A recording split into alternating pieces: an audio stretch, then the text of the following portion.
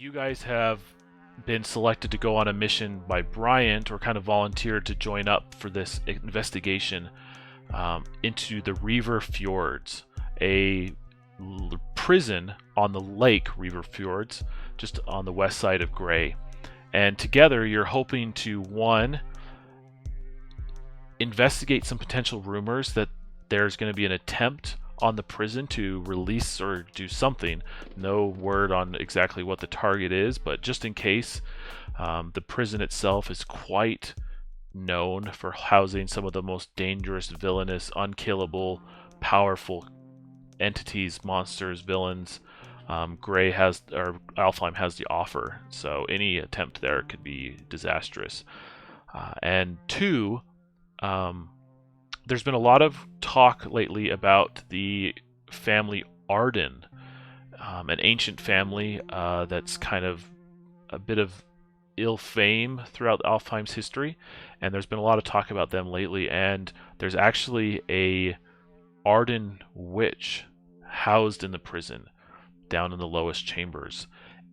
And Brylant found out that there is a goblin arsonist who has been speaking to her, and he's asked you to go talk with this Grok Charflesh, see what he's found out, if anything, and maybe you can get some answers about why the recent revival of the Arden family name is so prevalent amongst the adventurers.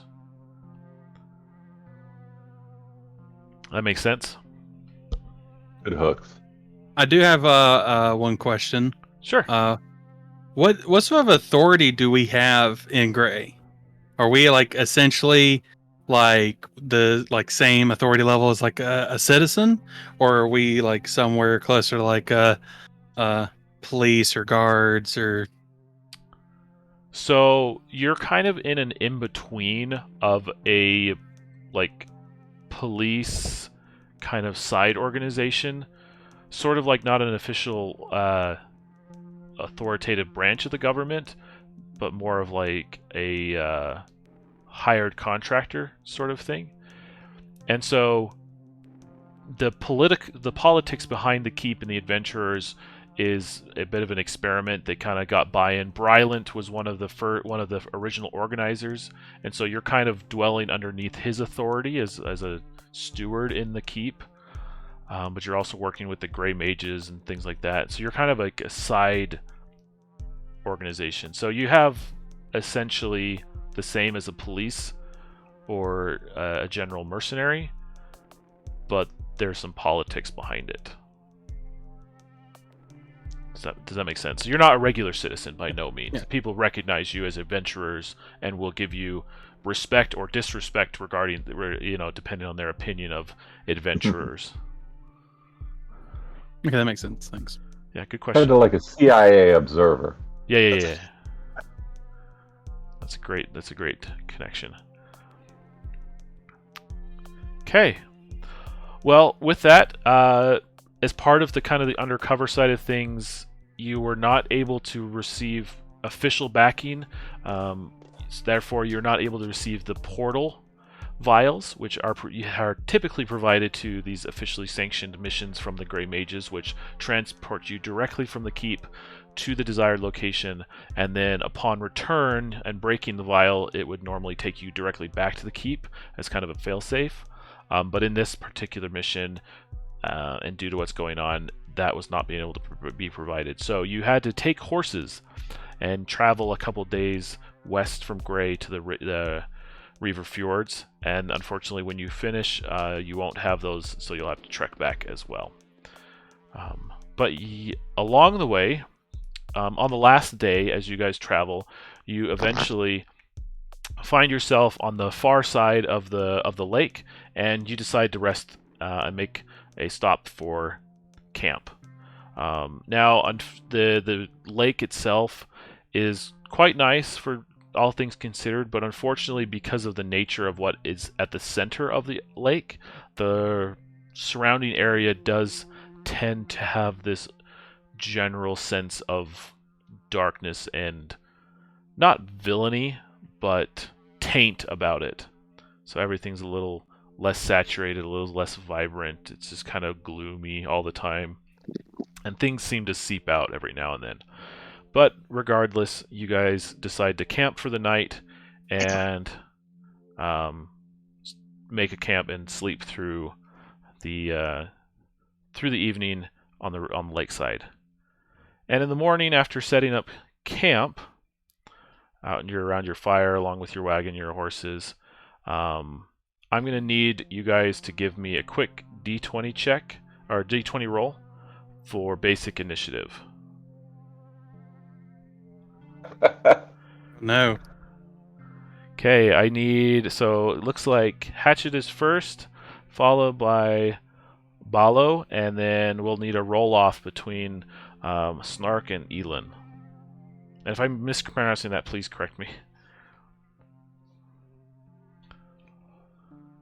Alright, so it looks like Snark will be third and Elin will be last. Okay. That's unfortunate as well because you believed, it was quite restful sleeping around the fire by the lake, the cool, lapping of the water, the horses grazing, the fire crackling. It was quite peaceful throughout the night.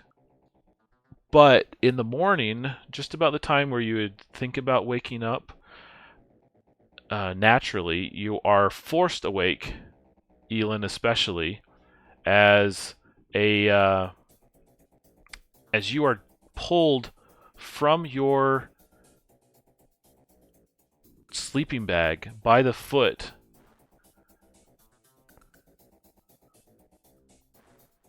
by a large tentacle reaching out from the water.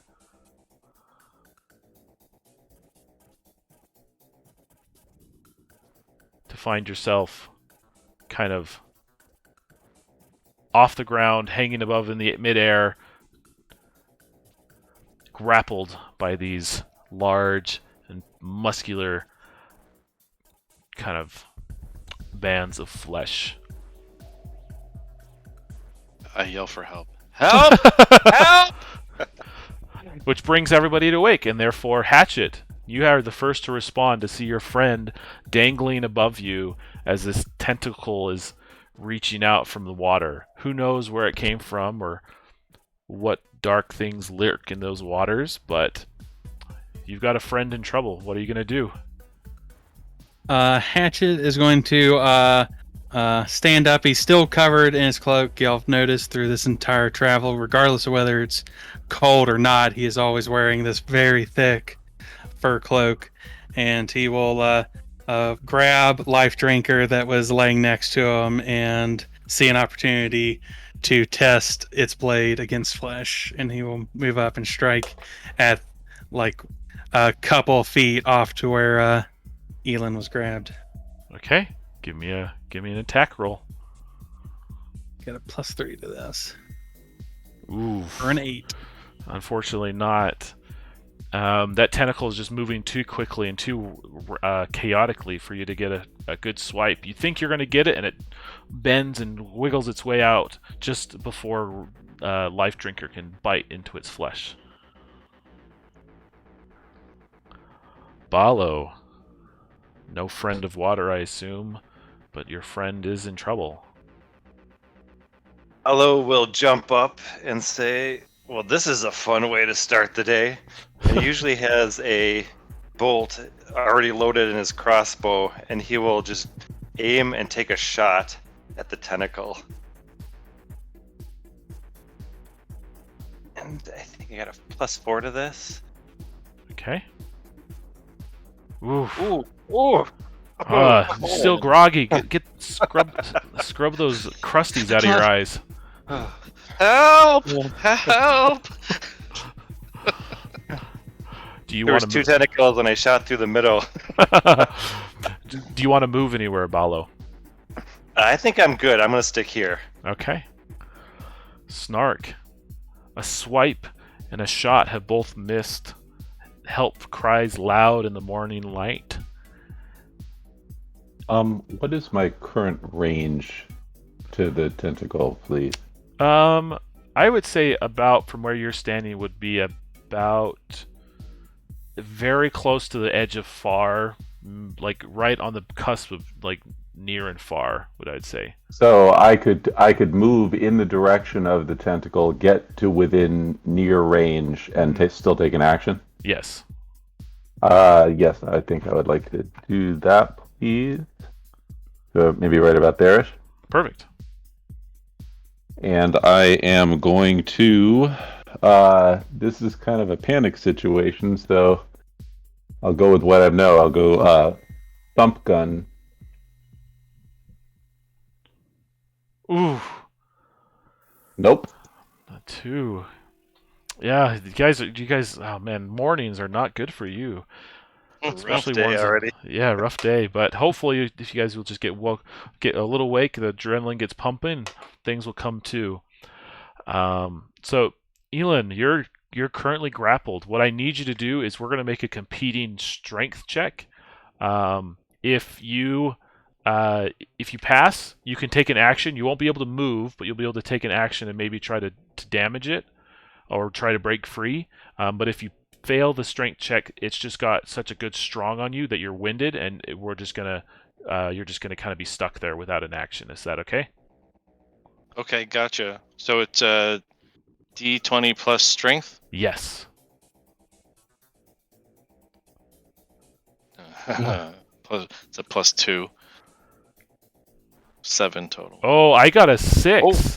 I have 5. Sorry. Oh, So you succeeded. The distraction of Nice. the other friends kept it. So with that 1, he's actually going to drop you. So you are free to take a full action. Still no move. Or you can take a move and no action. One of the choice. So move, no action, or action, no move. Your choice. Now, since he grabbed me, do I have my weapon on my person, or am I currently weaponless? I'll let you make that call based off of kind of how you feel your character would react or have available with you when he's after sleeping. So, your call.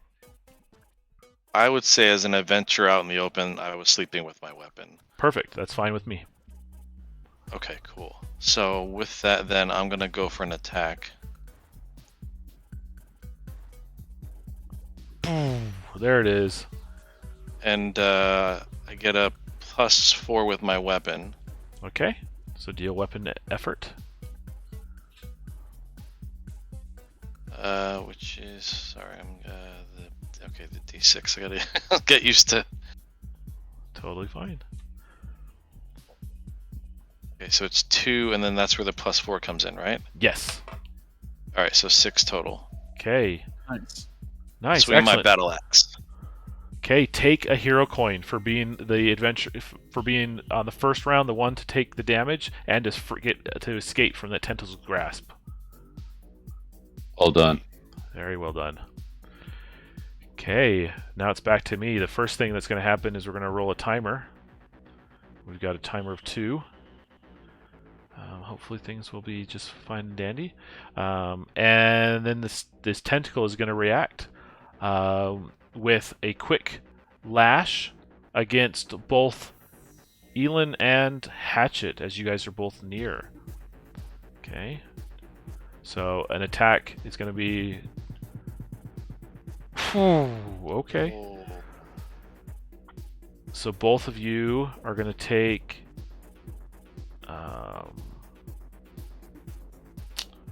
okay, you are both going to take 9 damage from that hit.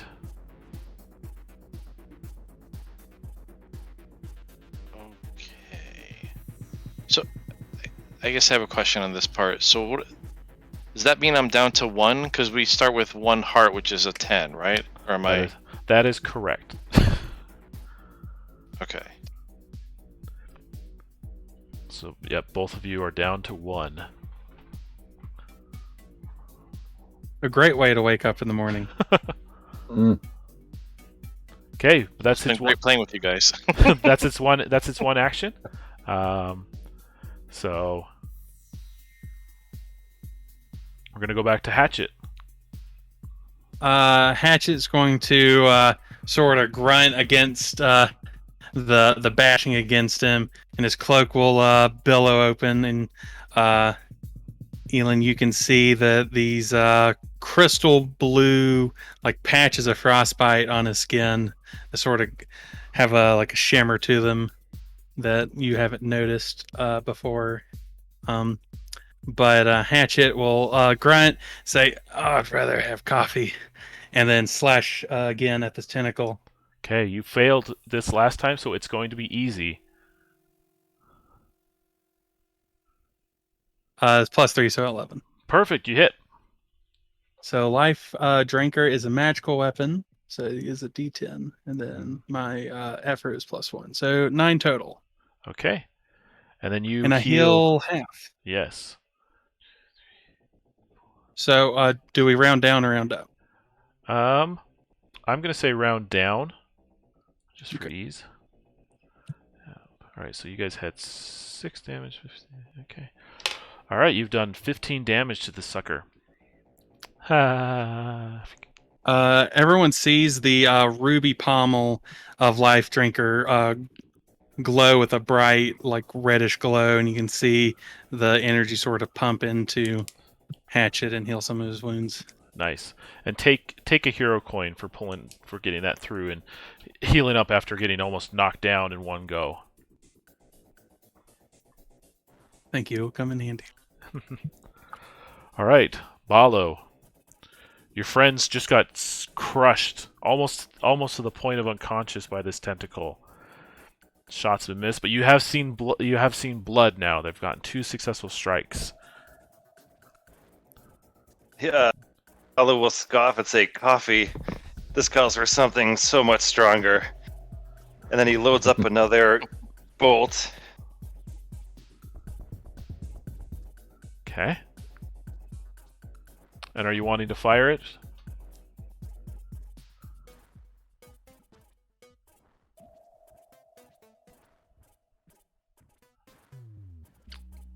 Are you still there, Balo? Huh? Yeah, did you want to fire? Oh, yes, fire. Yes, sorry. Okay. That was weird. Okay. All right, you failed last time, so again, this is going to be easy. Okay. Yeah, there it is. That's that 9 + 4, so perfect. And then I have arcane cartridge, so is that energy damage? Yes. Okay. And that's a D10, correct? Yes. Okay.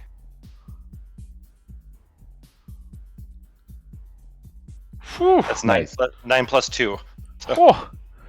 Yeah, your arcane cartridge just pierces right into the same cuts that Elin and Hatchet dug into it. Gets right into the very meaty center of that tentacle, and then that arcane cartridge just boom, with this nice little implosion and completely decimates the rest of this tentacle enough that it retreats back into the darkness of the water. Take a hero coin for finishing off that tentacle. Nice. Okay. You take a deep breath and you think to yourself, is that it? And you pause and you wait. And as the water stills and comes back to its kind of gentle waves and gentle kind of shifting, you realize that whatever was threatening you has disappeared, and you should be good to continue if you so desire.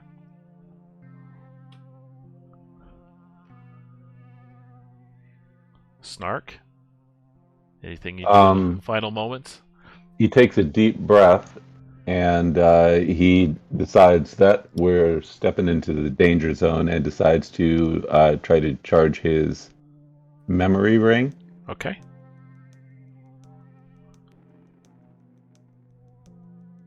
Okay. It's a 3 in. Perfect. Okay. And Elin, so you have a second action. Is there anything that you wish to do? Well, I'm trying to figure out how I might be able to heal or recover. So recovery action, in moments of difficulty or when you're not safe, you would roll a con check, and then if you pass the con check against the target, it would be 1 plus your Constitution bonus. But since you are currently safe, just automatically heal back 1 plus your Constitution bonus. 1 plus con, so plus 3 then. Nice. Total up to 4. Perfect. And then one other quick question. I was listening to others when they were rolling their to hit with the D20, and they were saying plus. What plus? I guess I'm not clear on what we're adding to that initial D20 roll. Sure. So if you are using a melee weapon or doing something more physical, it's D20 plus your strength. Okay. And then if you're using like a range weapon or doing something a little bit more acrobatic or something with agility, it would be your D20 plus your dex. Okay. So if you're wielding that, I'm assuming you have a sword or you have a great axe.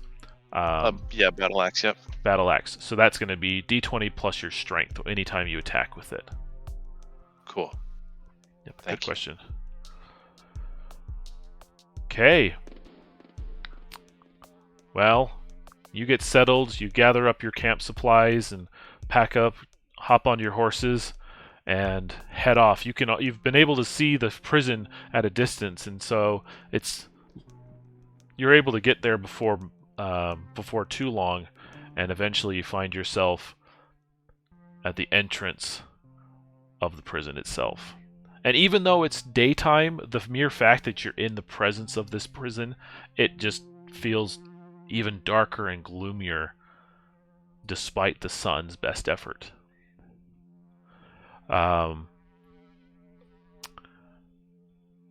So, as you guys approach, you see the guards standing there. The gates are opened for you. They are aware of your coming. And so there's no kind of hesitation on letting you in. The guards kind of don't bar your way or anything. But is there anybody, do you guys just want to head straight in? Or is there anything that you want to do in your final moments before you head in? And this is kind of not a turn-based question. If you guys just want to huddle for a second, you're going to make a final game plan before you dive right into the water slide that is this prison. Hatchet will stop the group before we get into hearing distance of the guards. I mentioned this earlier, but if possible, I believe we should take that witch with us to Gray, so we and the mages can question her.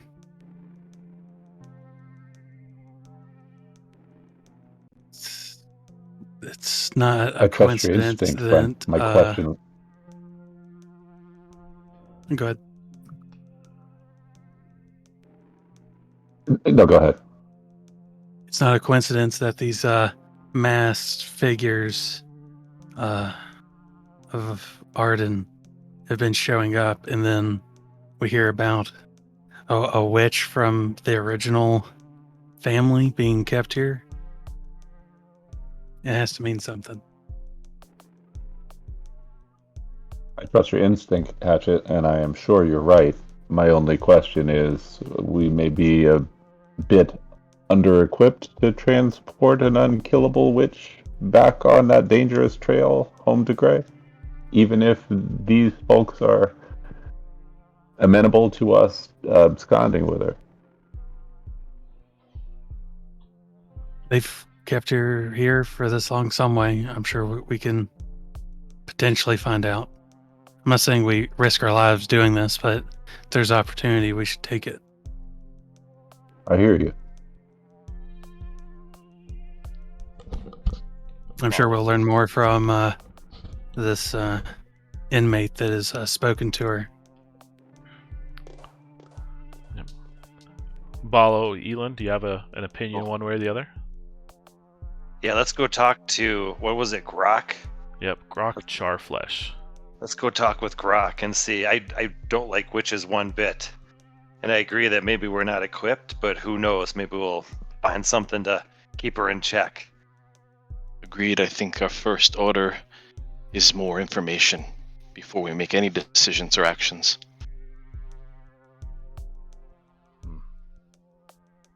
Sure. I just wanted to bring this up before we get around the ears of the guards. I'm sure that would make them suspicious of our activities here if they heard us talking about taking the witch with us. Definitely. What's the first course of action? Are we going to talk to like the warden and investigate what's happening with the prison break attempt? Is that our first? That sounds prudent. Okay. If my experience with prisons help any, wardens are the people to talk to. It's true. They like to keep their fingers in everything. Mm-hmm. Side question. Are we free to like move about the prison? Are they going to kind of let us just do our own thing? That's a good question to ask the warden, Golok. Warden, okay. Golok, okay. Yeah. Okay. All right. Well, if you guys are good to go, we will dive right into the first entrance chamber of the prison.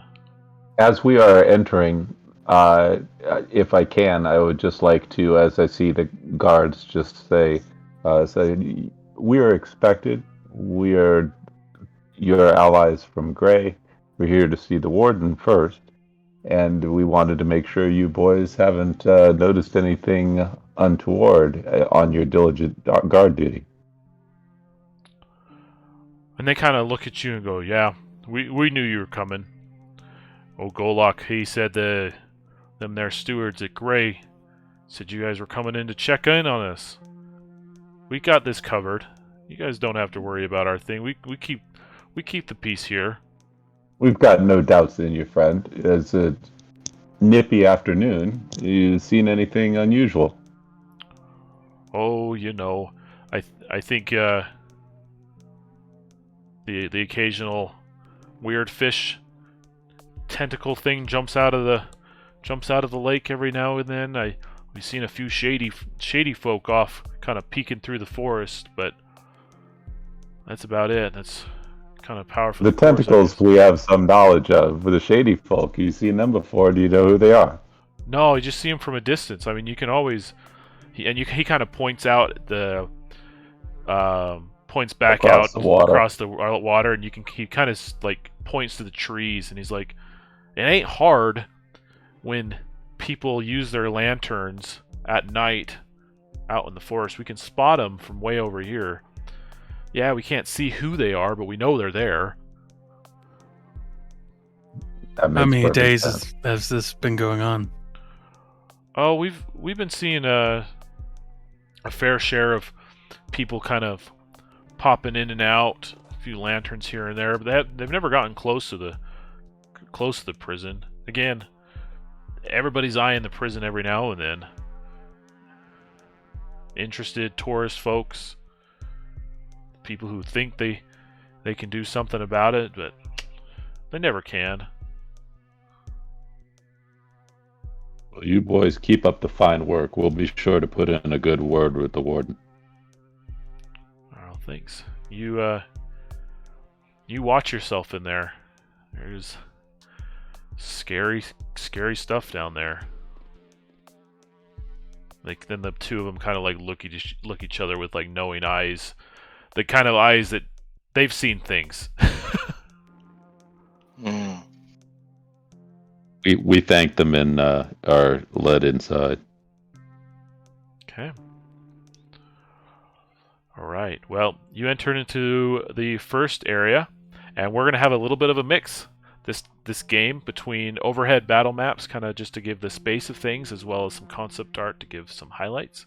And so we've moved in from the entrance, and now we have kind of the overlook of level 1 of this portion of the prison.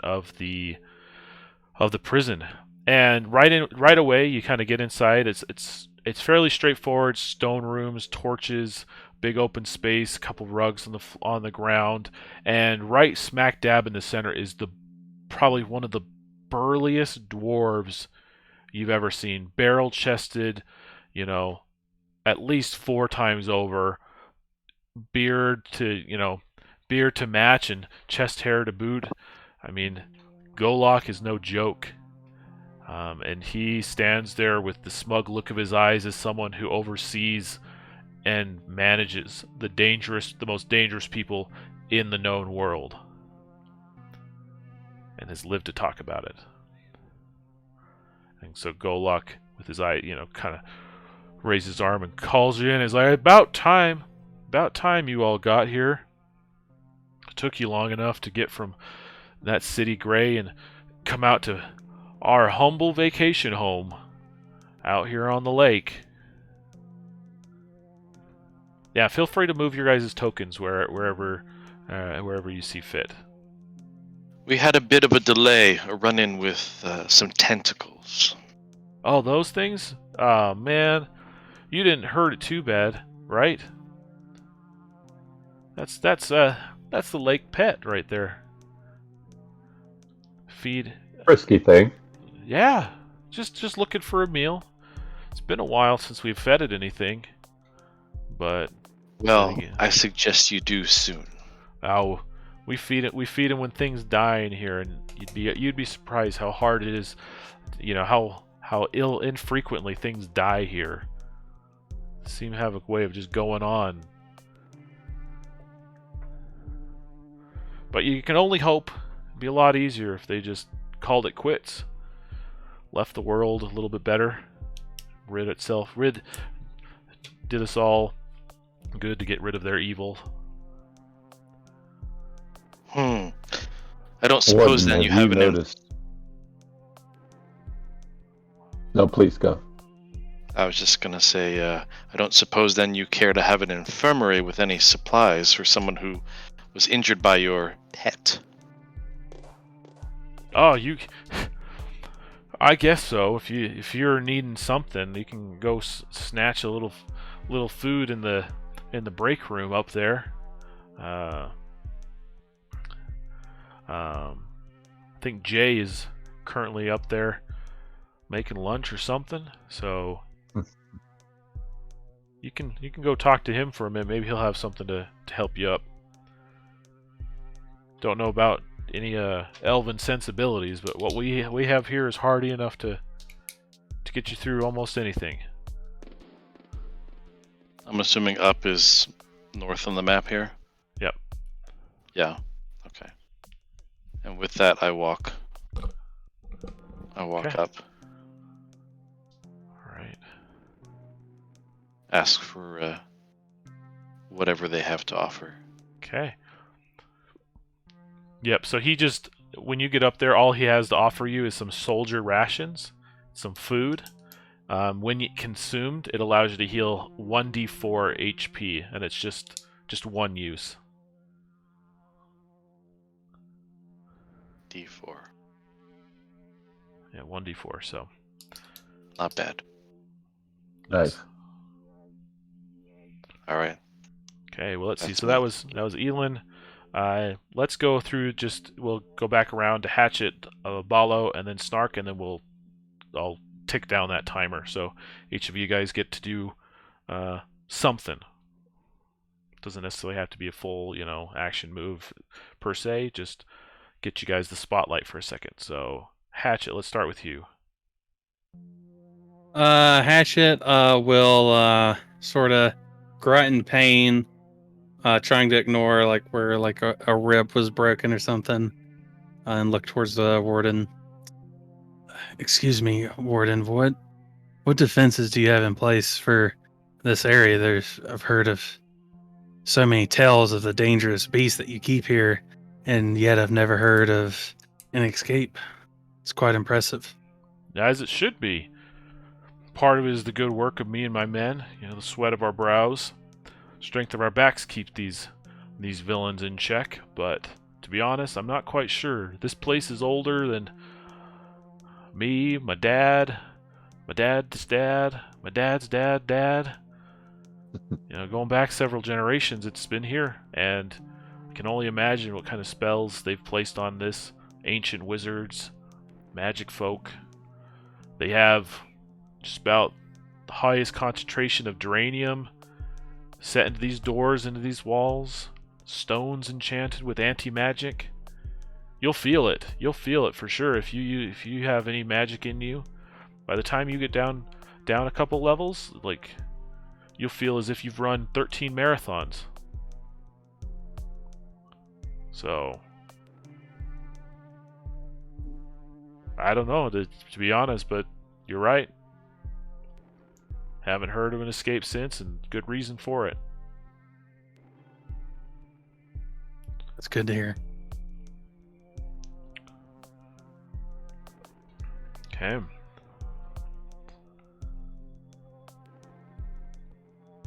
Balo.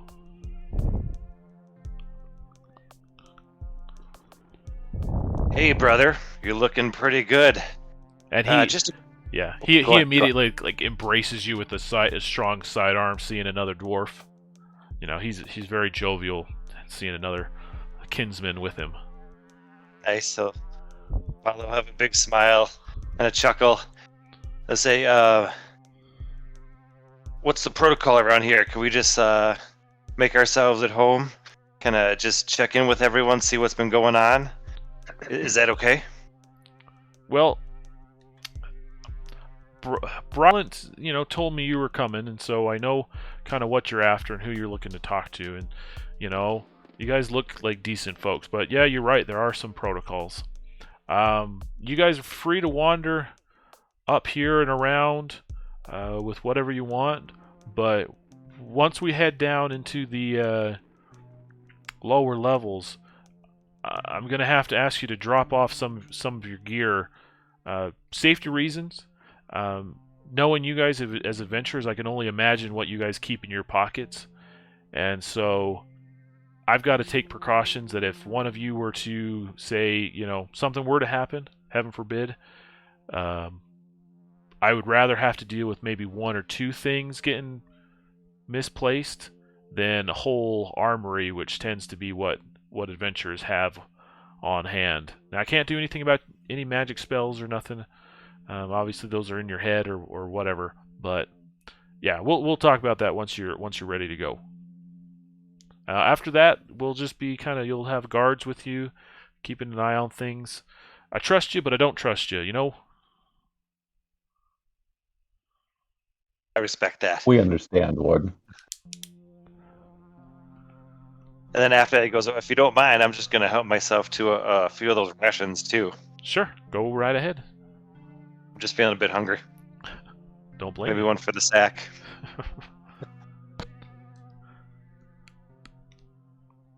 Okay, and Snark.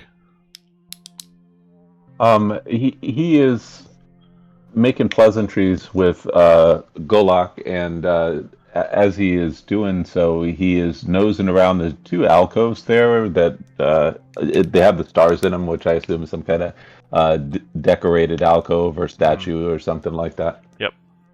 Just to see if he sees anything interesting or notices anything. But with the question that he asked Golok is, so Warden, you mentioned that these most dangerous criminals are kept in cells with anti-magic stones. Does magic function with interference in the lower levels, or just within the cells themselves?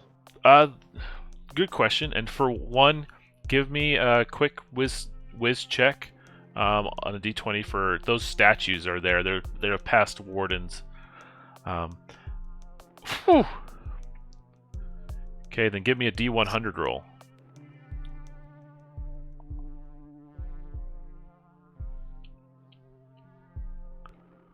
$26. Okay, give me one more D100 roll.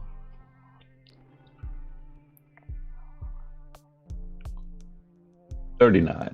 Okay, you find two things just kind of dusty in the back behind those statues.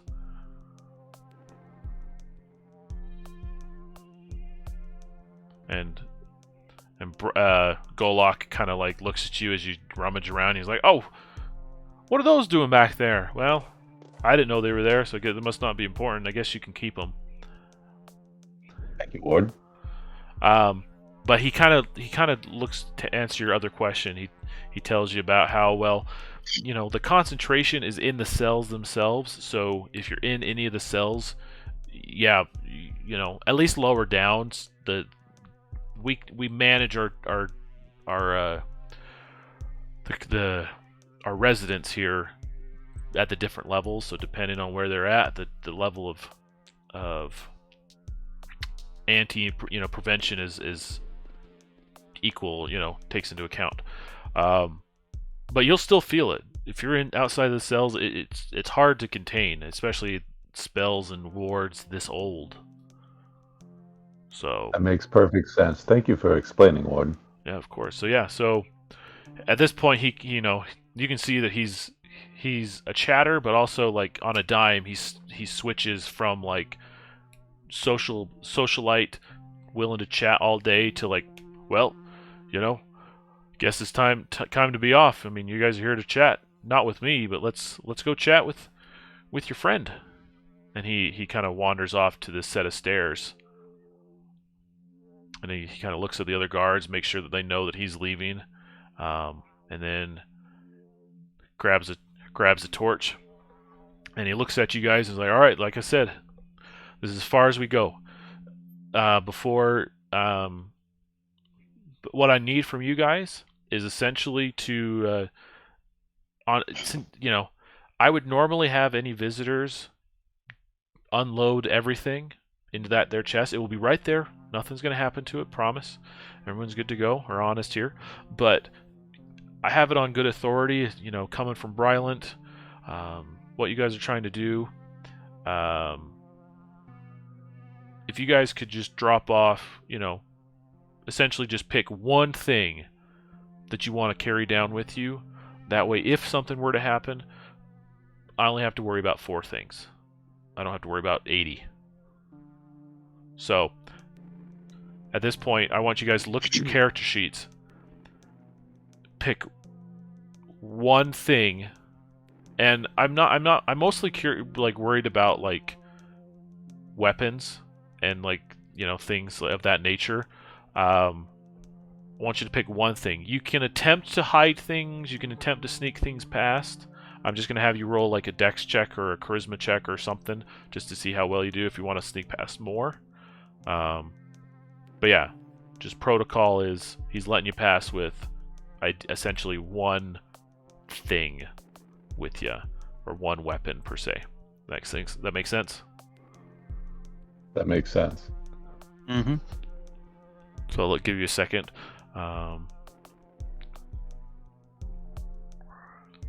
Hatchet will keep Life Drinker, but put his battle axe, his adventurer's pack, and then his massive cloak. Nice. And is showing a lot more of like his forearms. You can see part of his shoulder. You can see like some like at his waist peeking out of all of this very like crystal blue frostbite patches along his body. That's intense.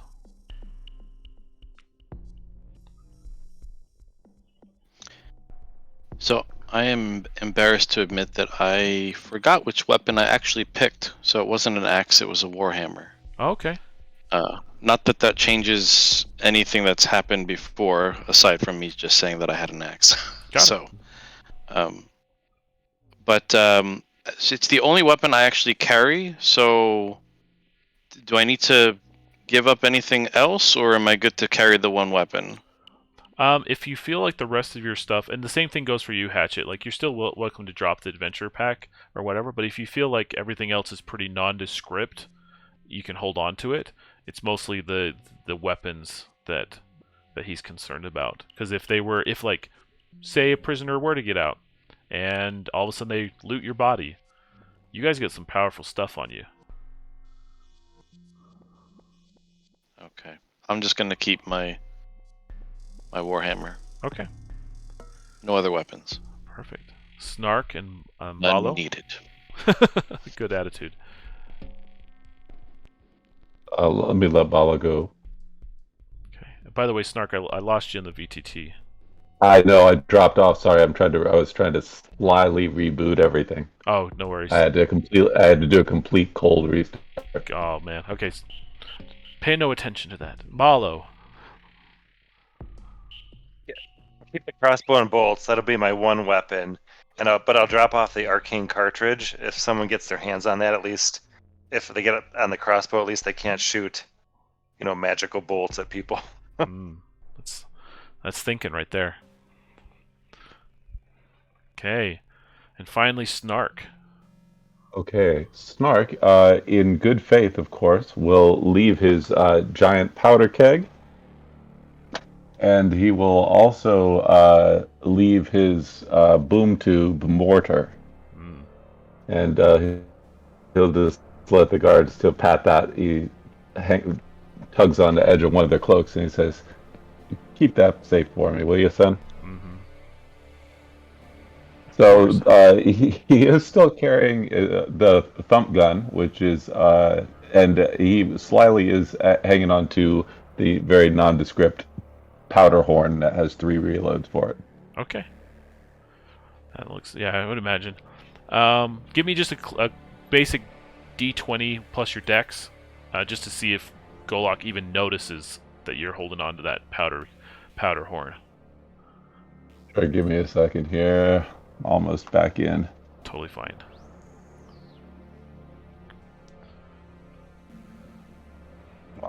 Machine. Here we go. And in 3, 2, 1. Here we go. Bazinga. I think I'm in. Yep, you're in. Yeah. Does it give me a roll? Totally fine. Try it one more time. The anticipation. I love it. That's a +4, so 14, mod 14. Yep. No, he's too busy chatting, making sure getting everything squared away in that chest, and then as you guys get settled, he shuts it. Doesn't even really bother locking it. He figures if something were to happen, guards could come up and lock it, but right now he doesn't even bother. So it's clear and open. For if you guys were come back, you can gather up your stuff in an instant. Outstanding. Okay. He looks back at you with a wry smile, with a torch in his hand. And he's like, "All right, into the dark we go. Hope you guys aren't afraid." And he starts trudging down these dark, gloomy steps.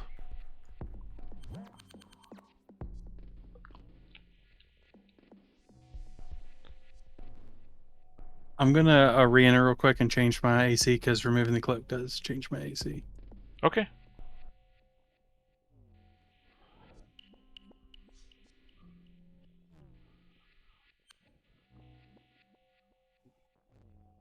Right. Okay. You enter down into this open cavern, and he drags you in, and it's dark. It's torches. You've got stone columns. You've got cages, and you start hearing the screams. You start hearing the wails, the gnashing of teeth, as guards are out and about, wandering. You see prisoners up in chains and cages. All sorts of things. And Golok, with all the nonchalance in the world,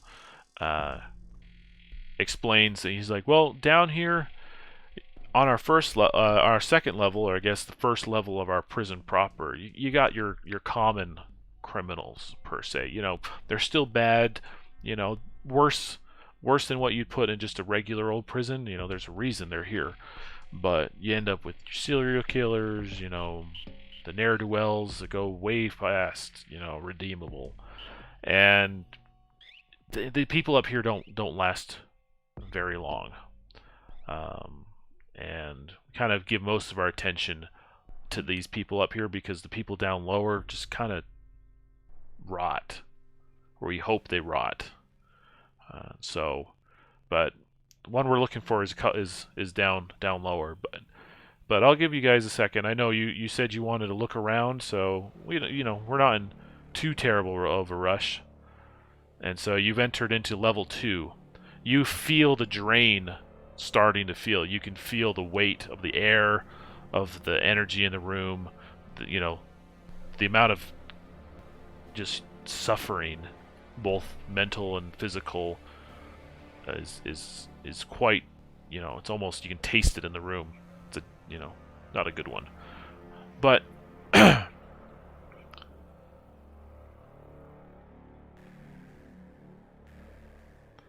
you got some rooms to kind of look around.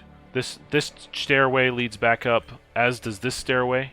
Just leads back up a different way, kind of a side passage. And so he tells you that they've got, some common prisoners over here, and then you got some uncommon ones up this way if you're interested. Or we can push right along down another level. So I believe Hatchet was still first. And then we have Balo and Snark and Elin. So, Hatchet, you want to continue on or explore around? Hatchet's he can feel the pain in his ribs spiking, but he's gonna take him in and like put his arm against his like gut and take a deep breath in and try to recover some. Okay. Yep. Give me a con check. I need to hit an 11. Do not. Sorry about that, but you can move if you wish, or you can stay where you're at. He's gonna stay next to the warden and talk to him some more. Okay.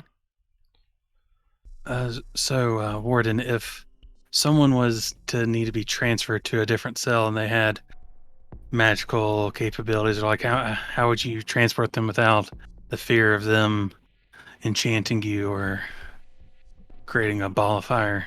Oh, that's a good question. What we typically end up doing is we've got these glass orbs that we open their cell, we chuck a couple in, it fills the whole cell with this gas that just kind of sedates them. And then after they're sedated, we go in, we sedate them some more, move them to where we need to, and move on. But to be completely honest, we don't move. We only move the ones really up here. Like, with a couple maybe down another level, but there's some we just don't move. But I guess we could try. Never tried. Never had a need to.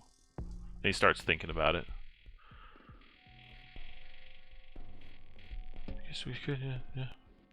We did this, and then I did that, and he just starts mumbling to himself as he piqued his interest.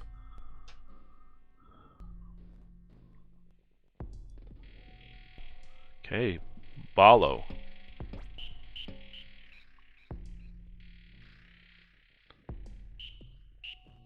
And he goes, "Do you mind if I go talk to some of the prisoners on this level?" Go right ahead. Just watch out; they might bite. Bite back. Ha ha ha.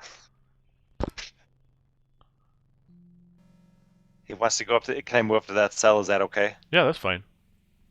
He said, "Hey there, friend. What you in for?" You talking the one on the right? On the right, yeah. Right there. Inside that cell, you can see a small, kind of cloaked female halfling. And, the guard kind of follows you up and kind of tells you that's... it tells him that it's Benet. That's Benet Horncloak.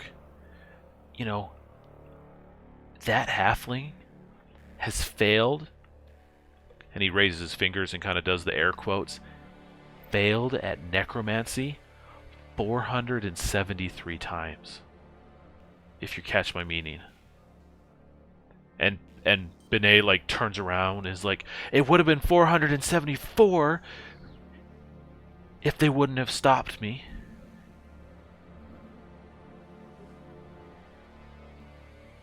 If they wouldn't have gotten in the way.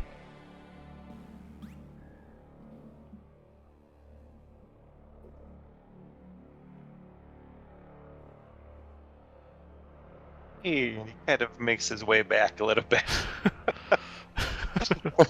He's had enough right now. All right, Snark. Snark had been, when he saw Abalo head down that corridor, he was just tagging along, trying to be inconspicuous and following through. And as Balo was conversing with the guard and the halfling, he just went past all of these and just peeked around the corner.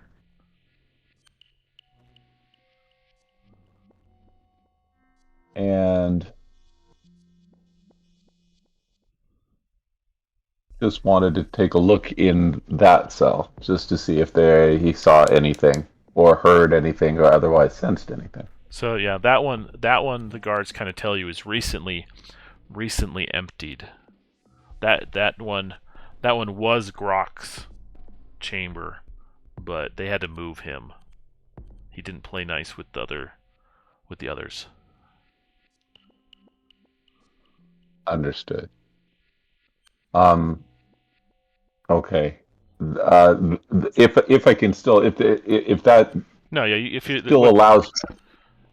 I'm sorry. Go ahead. I was gonna say, yeah, if there's something small you still want to do, like The other small thing I wanted to do is put another charge in the ring. yeah, that's fine. All right, and then But Elin.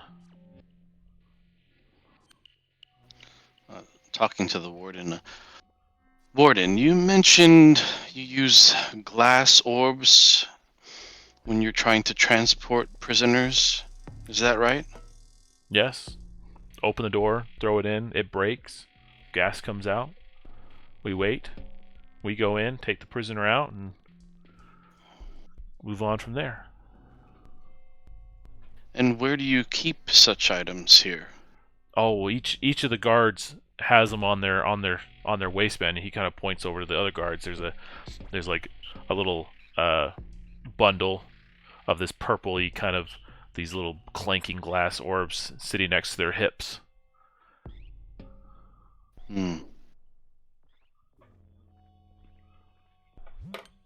Just in case. You know. Do you have any that you would be willing to part with? I'd feel more safe if I had one on my person. I'm sure you would, but understand, I just, you're lucky to have what you have. We're here to keep an eye on it. If things go south, we'll take care of it. Our guards, each of their helmets has, cast it so that they're immune to it. Thank you, Warden. Understood. Okay.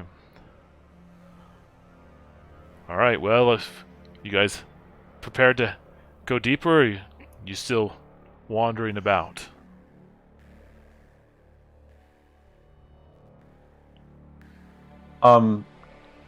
Is the door to Grok's old cell open? Yeah, you could probably open it. While they're conversing, Snark just wants to go in there and just take a quick peek around, just to see if there was anything that he had written or left. Okay. Give me a wisdom check. Flat 7. Yeah. So nothing really of note. Of note there. You do see that they're in a corner. There seems to be a burnt of a pile of ash.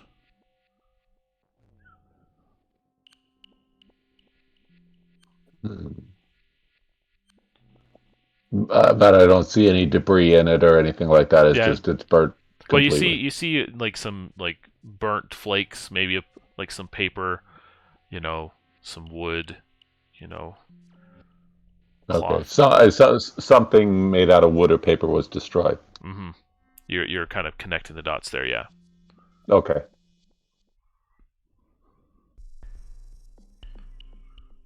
Okay. All right, Hatchet. You want to go for it, Balo? Balo just wants to say one more thing, just to Golak. What did poor old Grok do to get himself booted from this cozy place? Oh, if you have you heard Grok's story? Did you hear? Did Brylant tell you about him at all? Not really. All right. Well, okay. Here's the thing you got to know about Grok. Okay. He loves fire, right? Well, I don't know how he did it, but he let's just say this. He didn't get along with some of the guards and some of the other inmates, and there was this half ogre that we had here a while back. Well, again, don't know how he did it, but one day, you know, that their half ogre disappeared. Again, don't know how. But we found him one day, and it was in the soup that one of the guards was eating. Nice.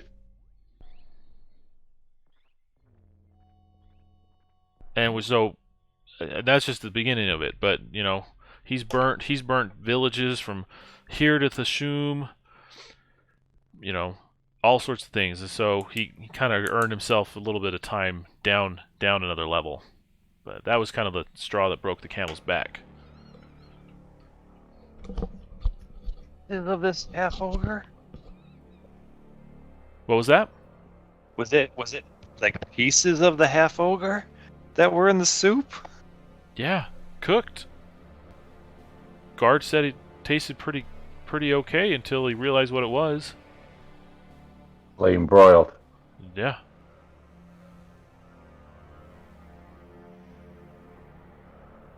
Anyways, yeah, he must have had some way of getting out, doing something, so we had to push him down to something a little bit more secure to keep him from causing trouble.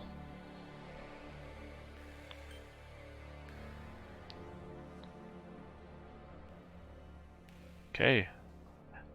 Oh, any magic at all? How could he do that? I don't know. Again, that's you asked crazy. me. I didn't know he had any, magic to speak of. None of the guards here would have helped him.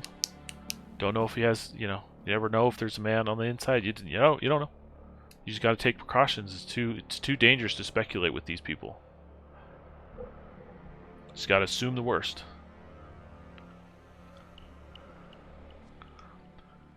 But yeah. So if you guys are ready to go, just let me know. We can head on down. I asked the guard here, what's down this corridor? Oh, those are kind of the more quote unquote mundane criminals. These ones up here, these ones are special cases. You got the halfling serial killer. You got whatever that thing is, and he points to this weird creature behind him. You got this, I don't know what he is, but just talks weird stuff. Man, something about this mountain and the devil. He's always talking about the devil with that guy. Strange. Indeed. Before Snark goes back down the hallway, after hearing the warden tell all about the mysterious exploits of Grok Charflesh, he goes back in the cell one more time, and he just wants to drag a boot through the ashes and check the bunk. Okay, give me one more whiz check. That's better. Okay, as you do, you actually like drag your boot through the ash, and you actually find that there's a small piece of paper, kind of scrap that didn't quite get burned, still charred on the edges. And the only words that you can pick out from it is essentially the words, "Here you go." Okay.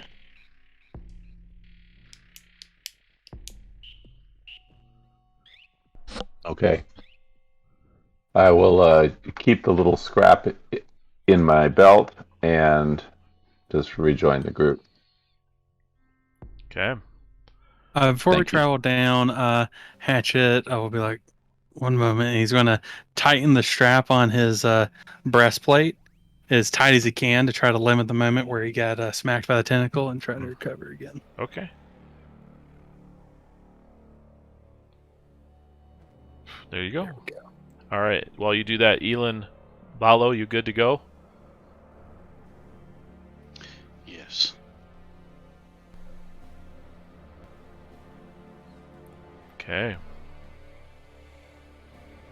So Grok kind of like calls you over and pulls you down one more level.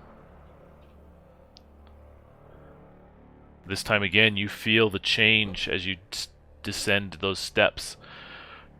It's oppressive at this point. Target is now 16 as it suppresses your vitals, your internal workings, the magic you feel within you. The hallway is a little bit still darker, more isolated. Each room is a little bit smaller. And even some of the cells are kind of set into the floor and down below in little oubliettes, forget-me-holes, designed to make prisoners forget, or for others to even forget they exist. So guards are stationed out in places. So you're up here in this main room. You have up here to the right the oubliettes themselves with a few prisoners down in the holes. And you have this curving archway with some smaller cells with your prisoners at the far end. Golok tells you there's Grok. And then even further is the entryway, or the kind of the staircase over here down to the lowest level of the prison. So again, we're going to leave this at 2. We'll start with Hatchet. For now, Hatchet will continue to stay by Golok the Warden and talking to him, asking him questions. You said the stone, the metal here is made out of what was the metal? Duranium? Duranium, yeah. Hardest stuff. Hardest metal there is. And it's got like an anti-magic. It's got an anti-everything. Like, you could chuck that thing into a volcano of Krask and you'd be able to surf your way out of there with that thing. Have you thought about using chains or some made of that material to transfer people around? We've got a few chains, couple places, but you clearly don't understand how hard duranium is to gather. That stuff might as well come from the stars.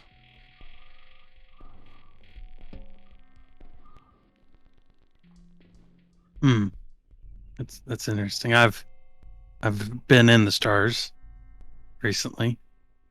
Pretty dangerous place. No kidding. You must have a good supplier if that's where you've been. It wasn't my own volition. Aren't we all sometimes? I have no worries there.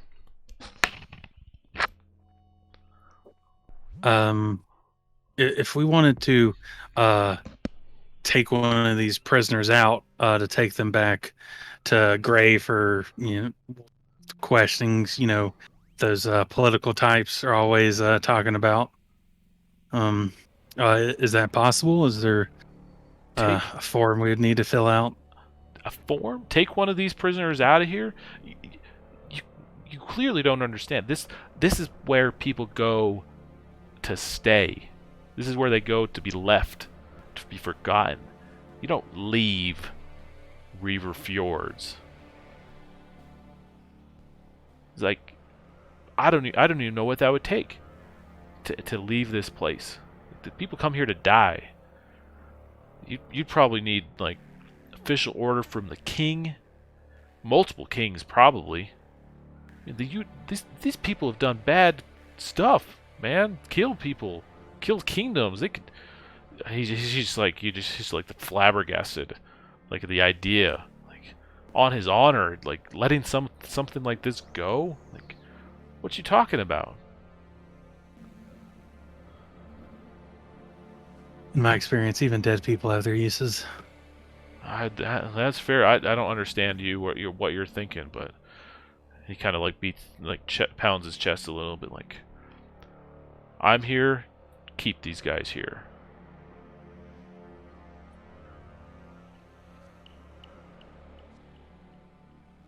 So I appreciate you being so informative with our visitation here. Yeah, you can tell, like, from Golok that, like, he's personally opposed to it. I'm not, again, I know what you're thinking, and so I don't want that to come across as, me just telling you, no, you can't try. It's just saying Golok personally is opposed to the idea.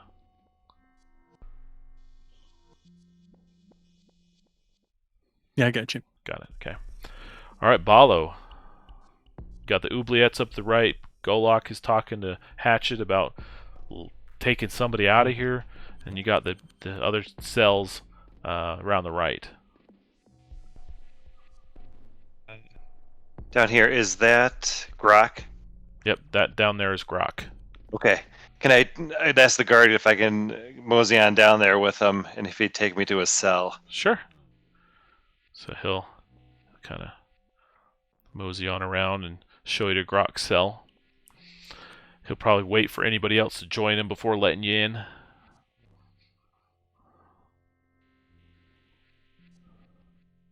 Snark definitely wants to walk down the hall after them, and I'll put another charge in the ring if I can. Perfect. Yeah, that's fine.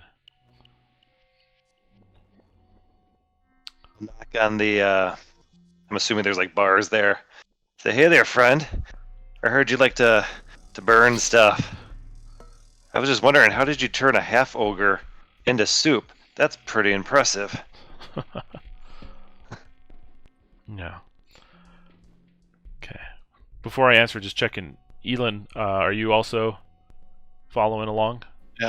Yeah, I've moved down the hall with them. Okay.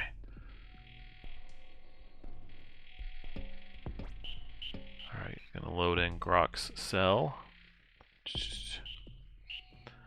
So as people kind of finally in Hatchet, you're welcome to come follow in or say that you're still back with Golok if you want. So either one. Hatchet will move along after he finishes the conversation with Golok. Okay. Okay, timer's gonna drop from 2 to 1. So you guys kind of have a chance to like go into Grok's cell. The guards are right there, looking in, making sure that you're good to go. And inside, you can just see Grok, this goblin, creature that, as he looks at you, like there's more parts of his body burned than there are not. His eyes are white, his flesh is pulled back. You see the fibers and tendons. The ears are droopy and charred. You can imagine he almost has an inherent stench of burning on him. And he's holding his belly a little bit as he kind of rocks back and forth, and he's like, "Oh, that ogre soup. It was delicious. Nice and warm. So warm."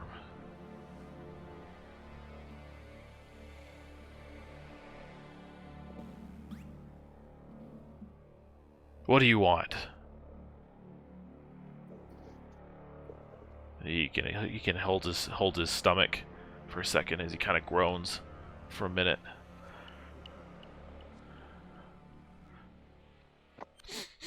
We've come a long way to see you, friend.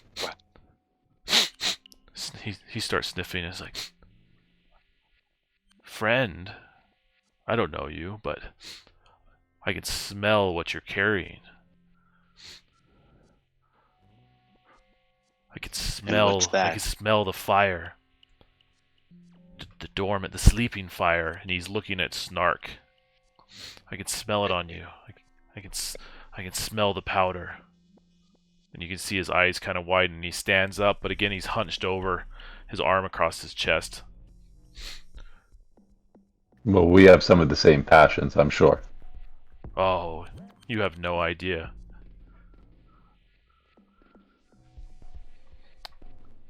You look like you're in miserable shape. Are you feeling all right? Oh, he kind of like leans back. He's like, he didn't say it would. He didn't say it would hurt like this. I'd rather feel the warm hug of flames than this. Burns on the inside. Are we physically in the cell? You can be. The guards kind of open it up, and So we're kind of huddled in the doorway essentially, and he's across the cell. Yeah, like he's not. He knows not to like approach. Like if he does, the guards like immediately draw to attention. So he's keeping a fair distance at the moment. But yeah, the door's open. Okay. So let's just go through real quick, just keeping in line.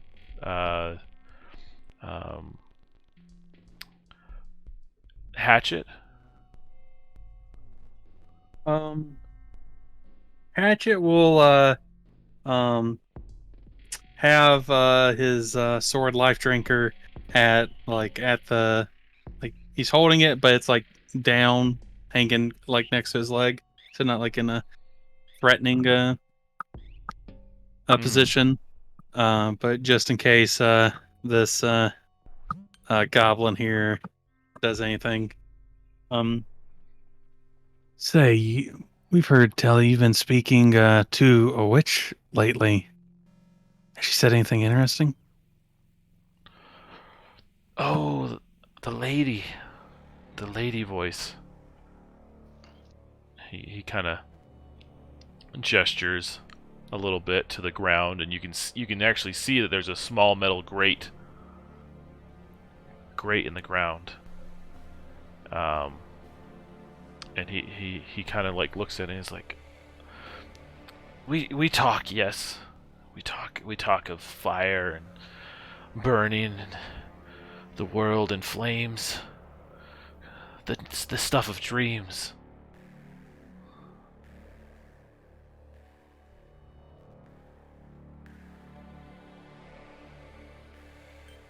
Has she said anything interesting lately about people in masks or people coming to break her out?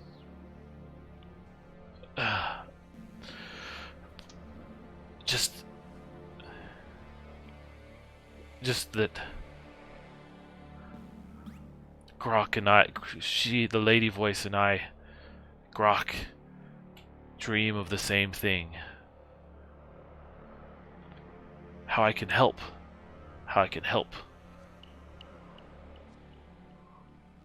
Help who? Help the world burn. Help everyone burn. The world. The flames. Hatchet will take a step outside of the room. Okay. All right, Balo.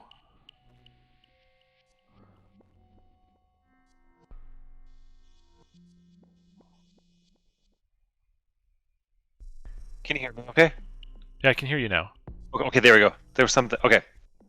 Bala will ask him if the lady voice had something to do with the half ogre disappearing.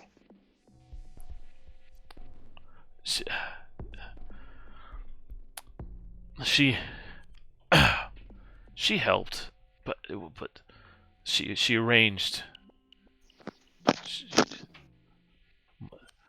He deserved that soup. He deserved it.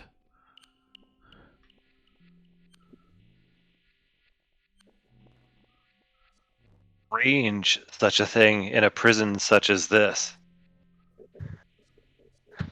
What What do I know? I'm just a goblin.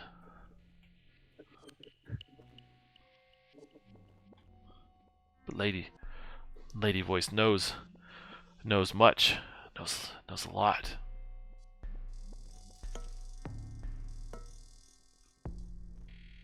I'm assuming the guard's with us, right, or nearby. Yeah. I would turn to the guard and say, "Did you know about this?" Oh, he's been talking nonsense for weeks. Ever since we moved him down here, you know, he's just been rattling off about this stuff. To the guard, well, considering he somehow turned a half ogre into soup, you might want to pay attention. Yeah, but how? Again, he's locked. Like, we moved him down here to keep him away from the other prisoners for whatever his case. That's what we do here. Seems like this witch might have more power than anyone thinks. How? She's locked up downstairs. We don't, only Golok has the keys down there.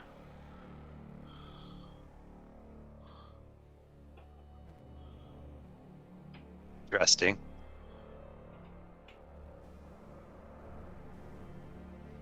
That's good for me. Okay. Snark.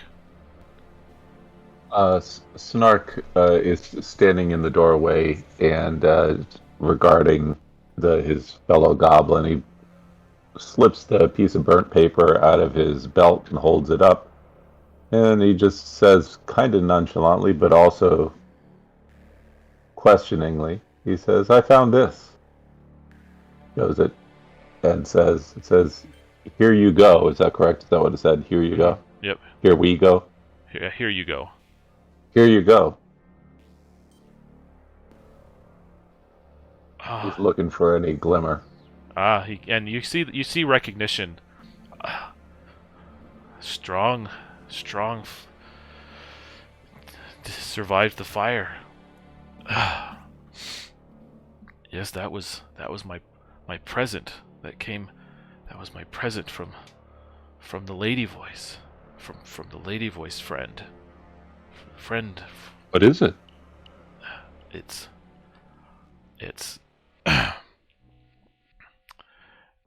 and as he does, he like hunches over. He hunches over. He's like, it was not tasty.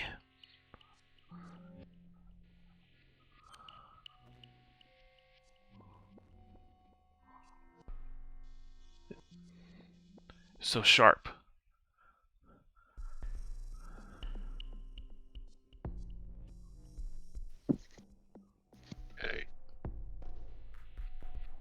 And he said it is not Tasty. hasty.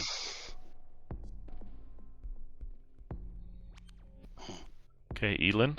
Is his I'm sorry, just before I go, Yeah. is his condition worsening? Yeah, the little bit of skin on his face is getting paler and paler, and you can see that he's just hunching over more and more, rocking to himself. Okay, thank you. All right, Elin. And Elin sees and hears this, and he says, "Guard! Guard! Something is wrong. The prisoner, he's ingested something." What? What? The prisoner has ingested something.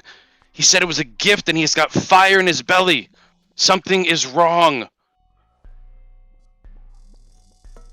So the guard like pushes past you, and he starts, walking towards Grok, and again slowly with his, spear kind of pointed just in case something happens.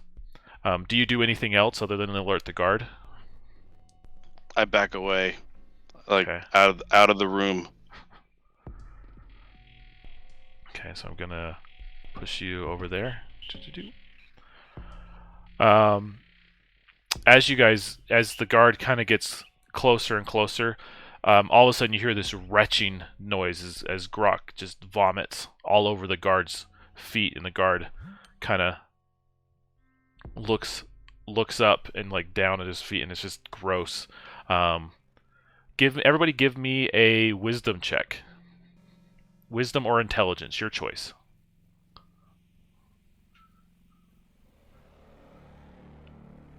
Mod 18. Flat.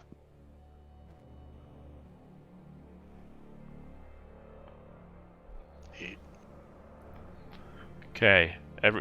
So Snark, you see this Balo because of the 1. Like, you have no idea that you see this. Like, all you see is that he threw up. Okay.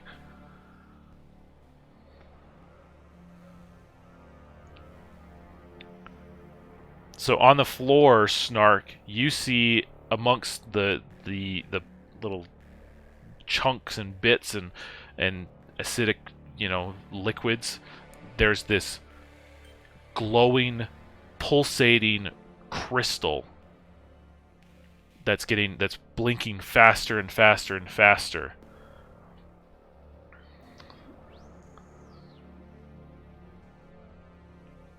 Okay. As you do, you're there, Grok. He kind of like steps back up, and he's like, this is going to feel so much better, And then he immediately steps on the gem as the timer hits 1. And the gem cracks underneath his foot, and immediately the room itself is just filled with a blinding light and searing flames as the crystal explodes. Okay, so what I need from everybody is to either make a Dex or Defense save. Hatchet and Elin, because you were outside the room, it's going to be easy. Snark, it's going to be normal. And Balo, because you have no idea about this, it's going to be hard.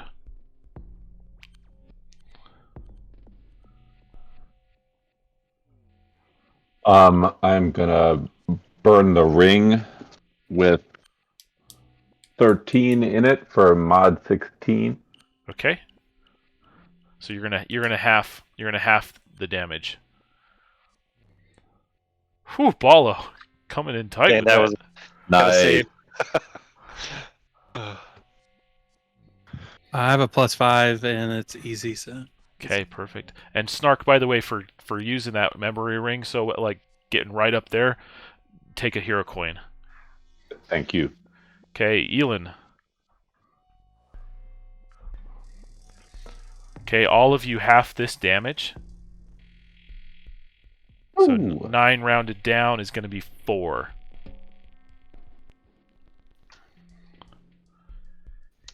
Okay. Sorry. Nope, you're good. So everybody takes 4 damage. Okay. As you guys come to, the explosion kind of threw you out. The room filled with filled with flames. You kind of groggily come back to. As you look back, you see that a hole has formed in the ground below you.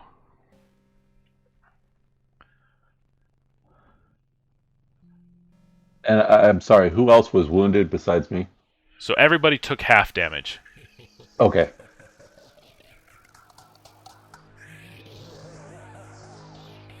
Okay.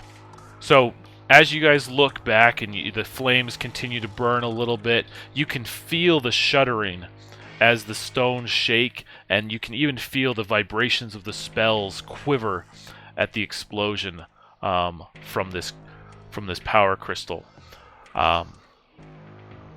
As you kind of come to, you start hearing 2 things.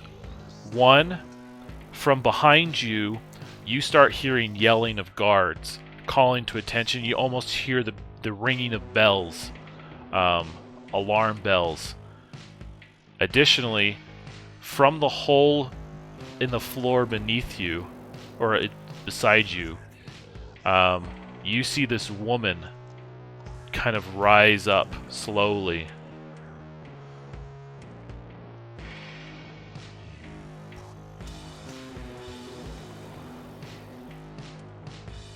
She's quite fair and beautiful for someone that's centuries old. This is Ferinale Arden. Mother Arden, in fact. The witch of the family.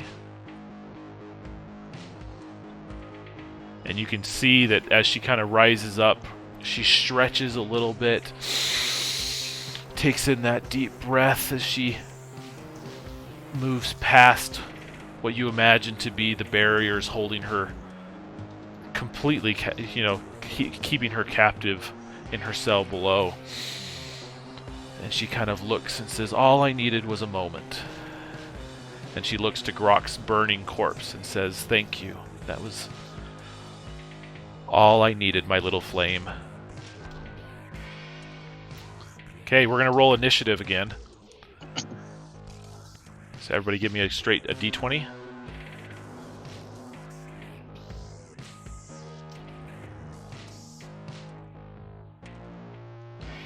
Great. Snark is going first, followed by Hatchet, followed by Balo and Elin, I believe. Mm-hmm. Okay, here's the deal, you guys. The attack on the Reaver Fjords has begun. Your intuition as adventurers can tell you this. 1, you have Mother Arden, Ferinale Arden, the witch that you've heard about, standing before you out of her cell. 2, you know that, and you can kind of suspect that above you, those strange hooded figures, the rumors are true. There is an attack going against the prison. You can only assume that these are connected. But you're flanked on both sides. So the longer it takes you, in 3 rounds, the mysterious figures will arrive at your backs. But you also have to deal with Ferinale, if at all, before you. Okay, so that's going to give it to... I'm going to roll my initiative just to...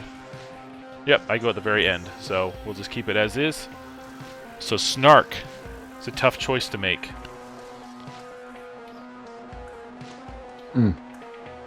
Okay. Snark hears the commotion outside.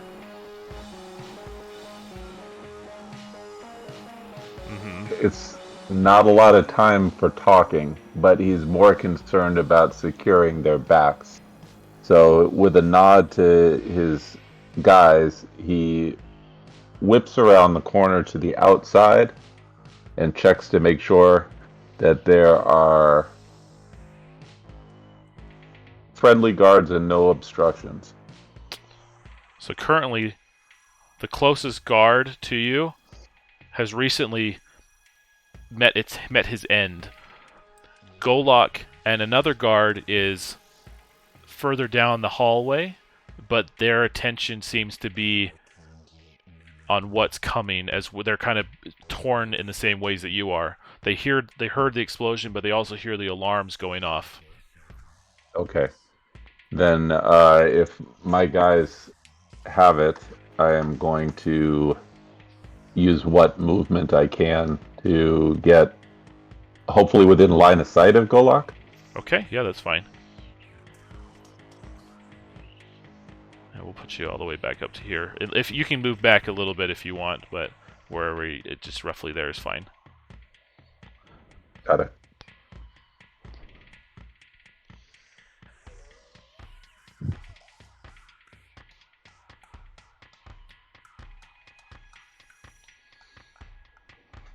Okay. Did you want to do anything with Golok, or you're just getting in line of sight? I'm just trying to assess the situation, and if I have any, as whatever is a reasonable distance. Hopefully, like I said, even if I just got to line of sight, so I could see, is he up, is he down, is he having a problem, anything like that. And the only other thing I wanted to try to do was drop a charge in array. Okay, yeah, you can do that. And you see Golok he's up, he's fine, he isn't being attacked or anything, but he's coming to terms with himself. Like, he's moments from formulating his final plan and going into go mode. Got it. Okay. And I got a charge. Okay, set. Thank you. Okay, that brings us to Hatchet. Question is, the glass globe that the guards carry, is it still on his belt? Give me a binary or a d6, whichever one you want. If it's 4, 5, or 6, it's what you want. 1, 2, 3 it's what you don't want. So let's roll a d6. Okay. So there is a glass orb burning in the flames, behind Cyrena. So you could get to it, but you got to go through her and you got to go through the flames. Ooh.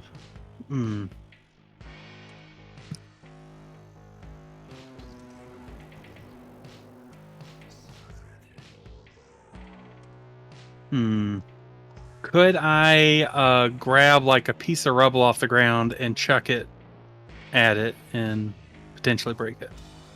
Sure. Give me a. Let's go. I'm just gonna go with a regular dex check since it's at 16 as it is. Okay.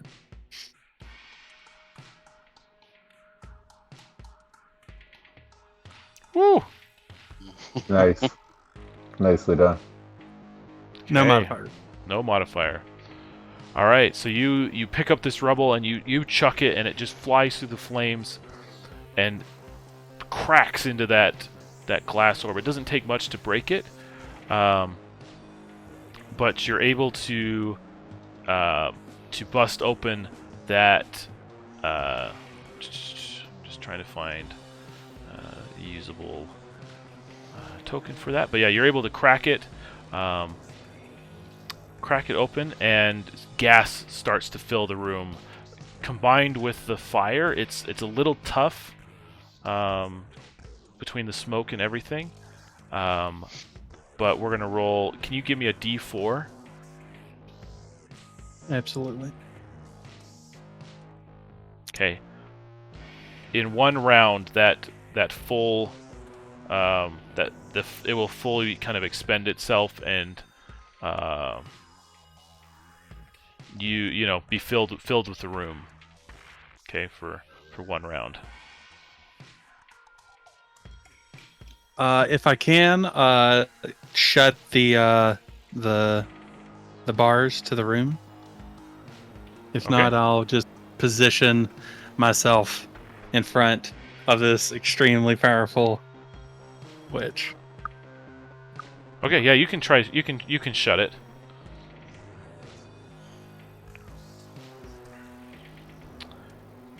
All right. Okay, because of this gas, I need everybody to give me a con check. Except for Snark, who's further away. I'm right.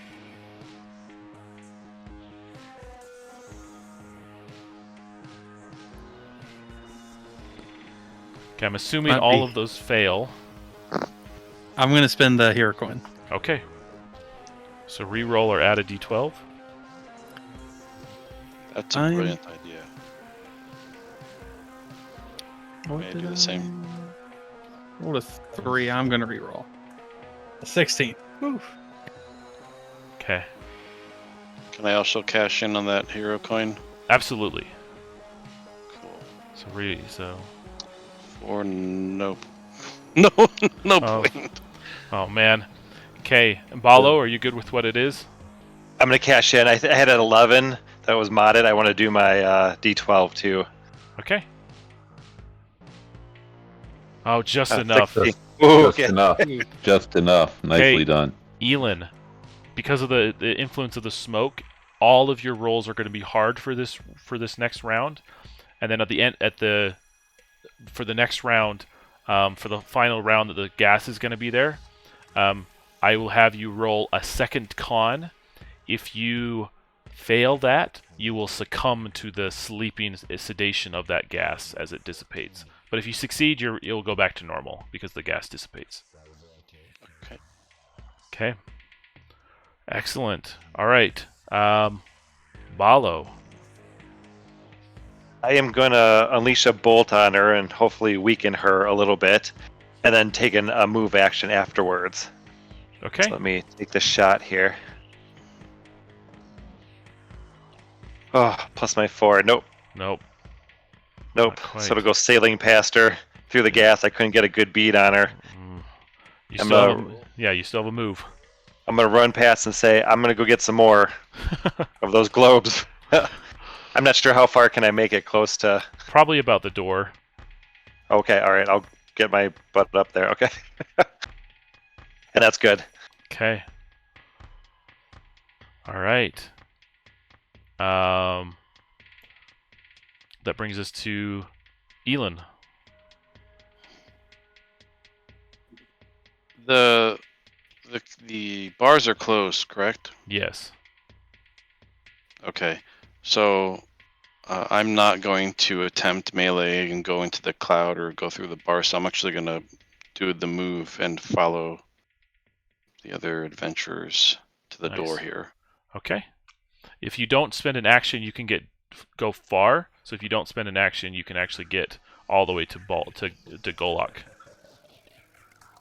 Okay. Well, yeah, I'm doing nothing but moving, so I'm going to go all the way here. Okay. Yeah, you can see Golok is looking at it. He's like, "What just happened? What did you guys do in there? What on earth is going on?" Is there time for Yeah, RP? Yeah, in you this can moment? you can have a quick chat for a second. Okay. He exploded, and the witch is now on this level. She's free. You can see the blood immediately drips out, and just vacates his face. Like his eyes go wide. He's like, "No, you're lying." No, we used one of the glass globes, but it won't last long. We need help. Oh, he's stunned for a second. He's like, I guess. He looks at the other guy. He's like, "All right, go tell the others. Go tell the others." And he looks at them and like, go. We'll be okay.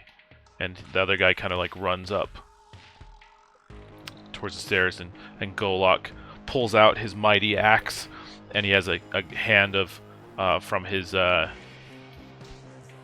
with another orb in his hand. Okay. And he's like, "All right, are you with me? Or are you going? Your choice, lad." I'm with you. Okay. All right, that brings us to me. We're going to roll for her resistance of... Okay. All right, she slows a little bit, but not quite. And you see that as she... Hatchet, who's still there, you see that as she's standing there in the smoke, she's slowed a little bit. Her skin starts to roil.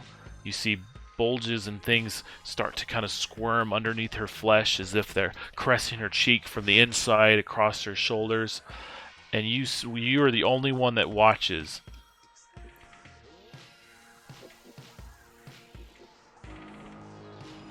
As tentacles burst from her back.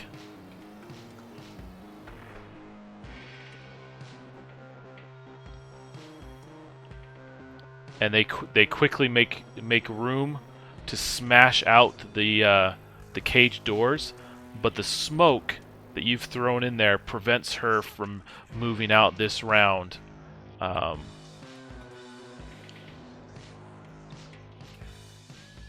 the fire eats up the rest of the smoke, and so the timer is at 2. and she used her action to resist the smoke and to bust open the gates with her tentacles from that have emerged. Not good. Not good. But you did buy time. She's still in the cell. Okay. Snark. You've heard the clang. You've heard the clang of the gates. You probably hear Hatchet cry, but she is not outside of the cell. Not yet. The smoke kept her back.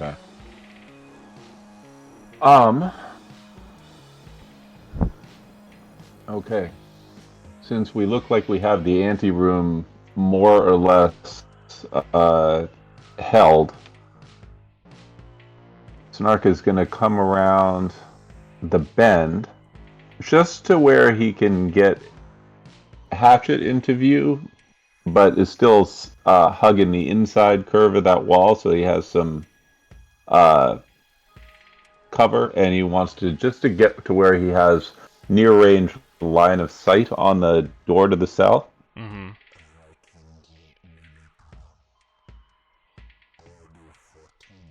If that is possible. Yeah, that's fine.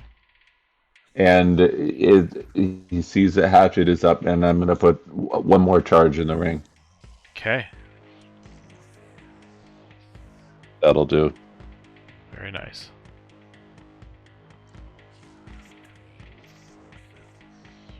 Okay. That's going to be Hatchet's turn. The forefront. The person on the cusp of insanity at watching this. Or at least any normal person would be. Hatchet may be different. What do you do?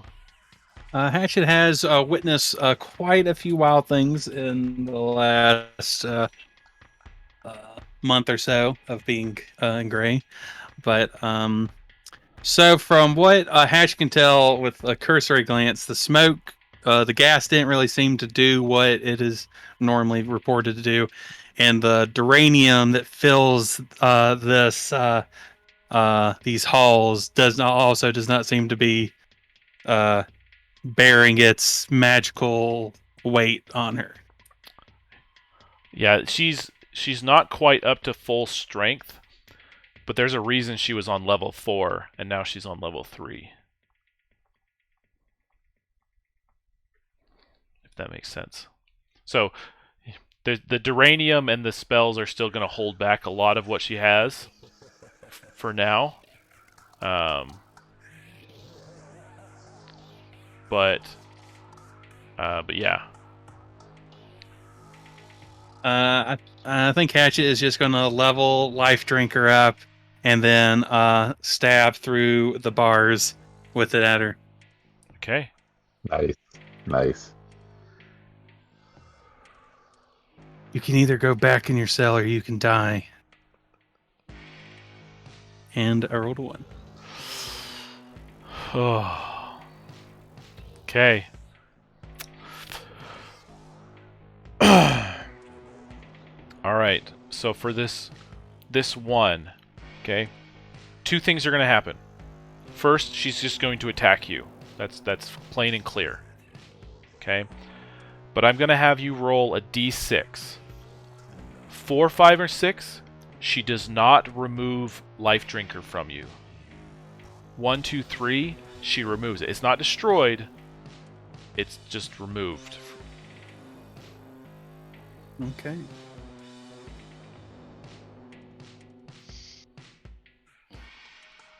Okay. So unfortunately, as you strike in, one of the tentacles wraps around your wrist. Another one twists it just enough to pop Life Drinker from it, and it slowly hands her Life Drinker. The palm of her hands. At the same time, the tentacles reach out, slashing at you 4 times. 1, 2, 3, 4. Okay. 1, 2, 12. For 11 damage. Hatchet is definitely down. But none of that was taken by Life Drinker. That was all the tentacles. Mm-hmm. Snark can probably just hear Hatchet say, fuck, and then immediately go to... Now, unfortunately, I can see the whole thing. Okay. That's going to bring us to Balo.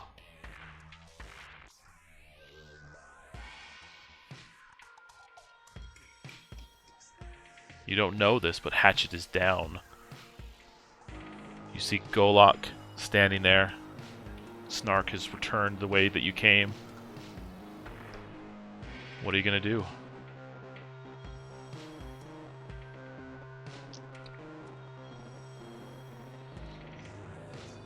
Okay, is that better? There we go. Yep, there we go. Okay, slight audio issue. Balo is gonna hit the brakes when he's running towards the door after hearing the commotion, and then he noticed that Snark has stopped or gone back the other way, and he decides to go back him up, and he'll pull in behind him so he as clear a shot as he can at the cell.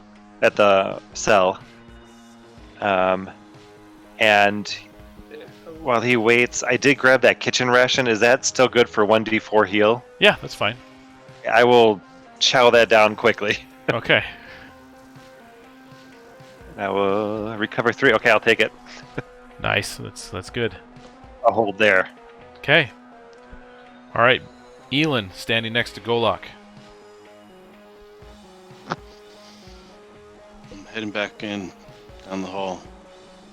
Okay, is there anything that you want to do or just heading in?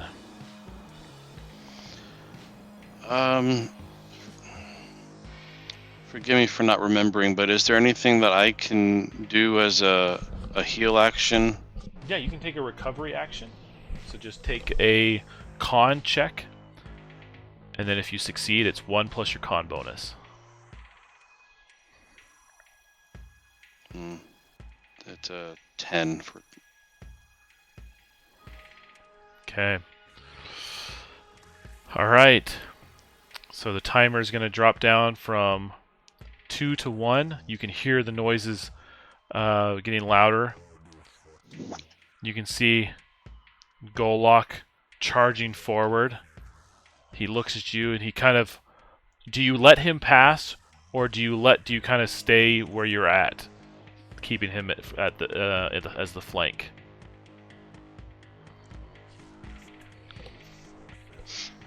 The orb. I let him pass. I Okay. can't speak for others. Yeah. Snark trusts him to do whatever he's trained to do. Okay. So you're gonna let Golok down, and he rushes past you with his barrel. He just runs it, and he immediately like tosses the orb into the ground, and again the smoke appears, and it's going to be there for 2 rounds as he calls out Cyrena, and he says, "Witch, I don't know what you're planning, but it won't work. You won't escape this prison. You'll rot here for another 1,000 years if I have anything to say about it." And Cyrena just laughs. This dainty, cute, almost laugh. But underneath you can feel it. You can feel the dissonance coming from that laugh. A touch of the occult and eldritch comes with that laugh that fills your ears. Okay. Alright, and at this point, she's going to reach up, just step out into the smoke. She's going to try to resist. Okay. She's doing okay. And then she's going to try attacking Golok. 1, 2, 3. Okay. Not enough. not enough, but she is still holding Life Drinker as she just kind of like drags it on the floor as she steps over Hatchet. The tip of its blade kind of cutting into his shoulder just gently as it drags across his body. Alright, that brings us to Snark. Okay. It is time to make this happen. I would like to try to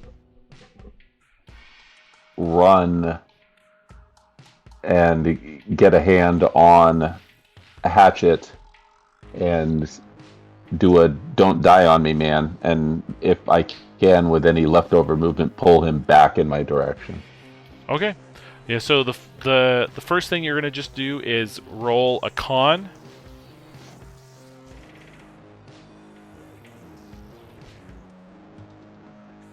And that's really bad. That's a +3. Yeah. So let me go ahead and hero coin to reroll,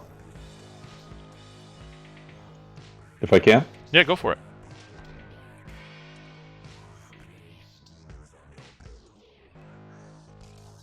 It will come through eventually.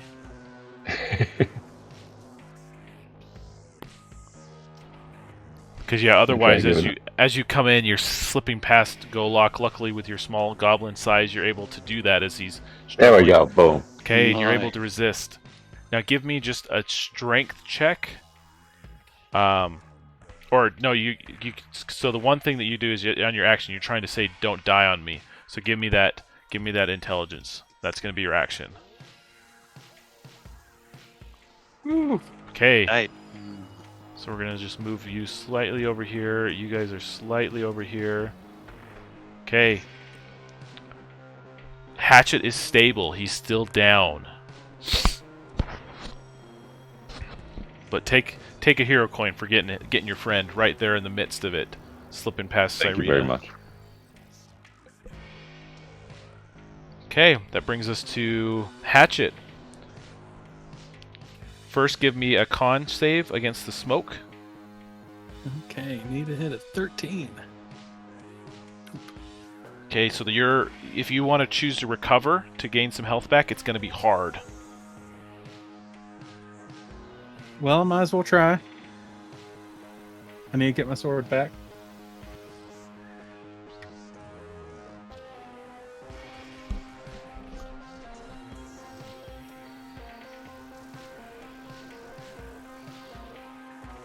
Okay. The dice are not with me today.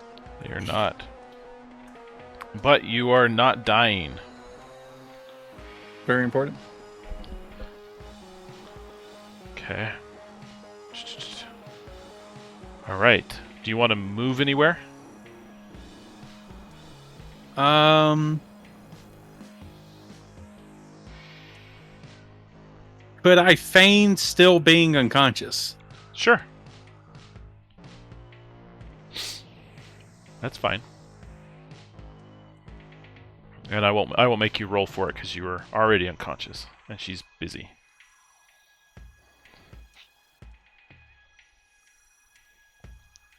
Okay, perfect. Abalo. Do I have a line of sight on her from here? Sure. Okay, great. I will pop a shot off and see if I can hit her. Nope, that ain't gonna do boy. it. The smoke is still giving me trouble. It sails right past her again. Okay. That brings us to Elin. Oh, sorry, quick question. Yeah. Do we send those guards away for help, or we just assume they're off fighting their own battle? Golok sent them away for help, but yeah, you know from your experience that, and the rumors that there's probably people coming in from the top and they're dealing with that, and Golok decided to stay with you guys. Okay. Nope, sounds good. Yeah. Okay. Elin.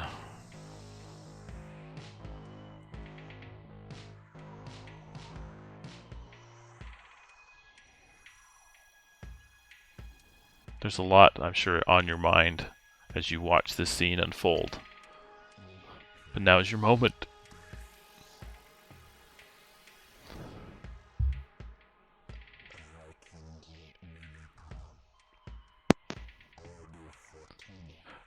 I'm not picking you up. Can you hear me? There we go. There we go. Hey, there it we is. go. Sorry, I had to reset. I don't know. I lost my mic for a second. I want to run up to her and swing my hammer. Straightforward. I like it. Okay, go for it. Oh boy! Finally, Nice. All right. what we needed. Okay, deal Okay. damage plus 20 plus a d12.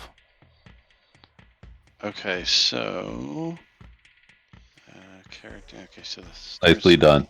This one. Take a hero coin for sure. And then the 12, right, for ultimate. Yep. Plus any And bonuses. then I add, my bonus. So my bonus for weapons is 4, so that would be 1 plus 4 is 5, and then my ultimate bonus is 2. Yep, so Shoot, what did I roll for? 4. So 4 It's plus 4. Okay, so 4. 4 plus 2 is 6. So you dealt 11 damage. Nice. Very nice. Quick. Yes, definitely take a hero coin. So as you do, you rush in, standing side by side, Golok, a dwarf and an elf, against an eldritch witch. And you slam your warhammer into her. It hits. The tentacles come in to defend her, and you can feel, even though there are no bones in those tentacles, you feel that warhammer just crush that tentacle, and you see it go completely limp. Nice. Hey, I'm looking at my Warhammer, and it says that if my hit is between 5 and 10, then it destroys a point of the enemy defense. Mm-hmm. And if it's greater than 10, it stuns it also, so these are both, stuns the target for a round. Okay. So we're gonna. So she that's very should be down a crucial. defense and then, right? Yep. And then stunned. Yep. So in this case, for ease, what we're gonna say is, because of that, when dealing with her, the target is currently going to be 1 less than the rest of the room, which is, so now attacking her is a 15, and she's going to be stunned as her tentacles kind of recoil, and she kind of rebuffs that. But I do need you, because you rushed into the gas, I need you to give me a con check. Okay. So all your actions next turn are going to be hard. Okay. It's a 7 plus 2 if that makes a difference, but I guess not, because it's 16, right?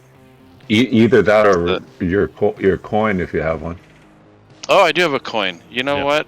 Yeah, I'll do the coin. I'll forget otherwise. Oh, still no dice. Still no dice. That's okay. All right. So what we're going to do is the timer is going to drop from 1 to 0. Okay. What we've got is a group of 5. Where'd they go? Oh, here they are.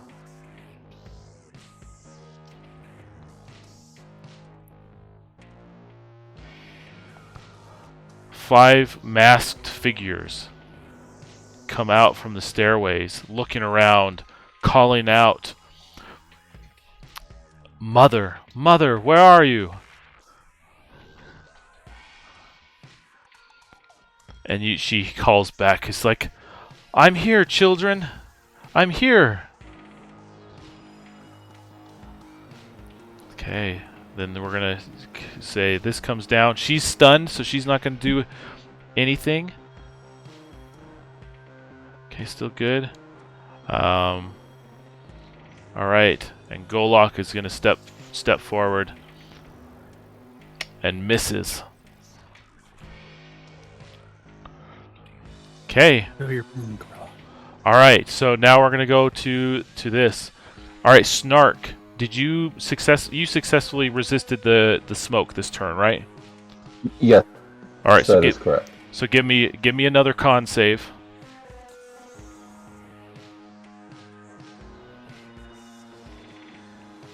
+3 is 1 shy. Yep, 1 shy because you're not. It's not about attacking. What happens if I fail this con save?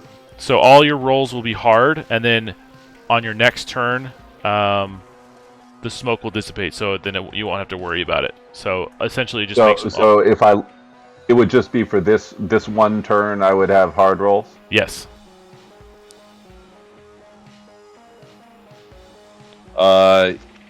Yeah, I'm gonna go ahead and let that happen. Okay. Okay.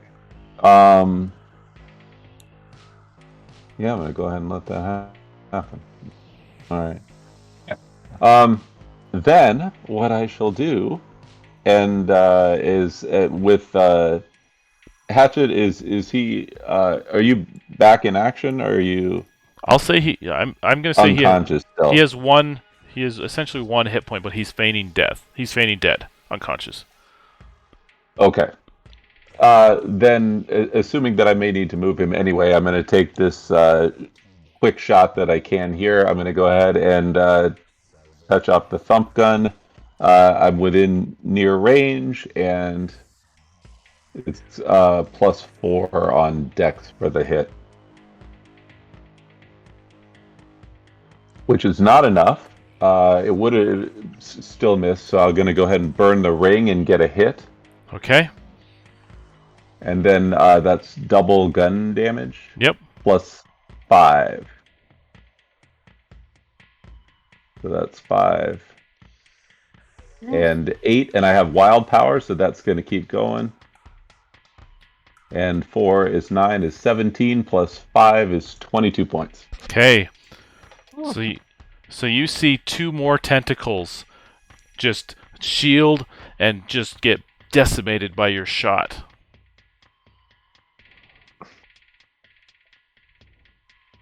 They go limp. And the last thing that I would like to do, if I can, I don't know. Do I know that Hatchet is alive? I mean, that he is conscious or not? Give me a competing charisma or wisdom check. So, Hatchet, give me a charisma check. Snark, give me a wisdom. So charisma versus wisdom. I have no idea. Yep. Okay. Then all I do is run around this corner. Okay.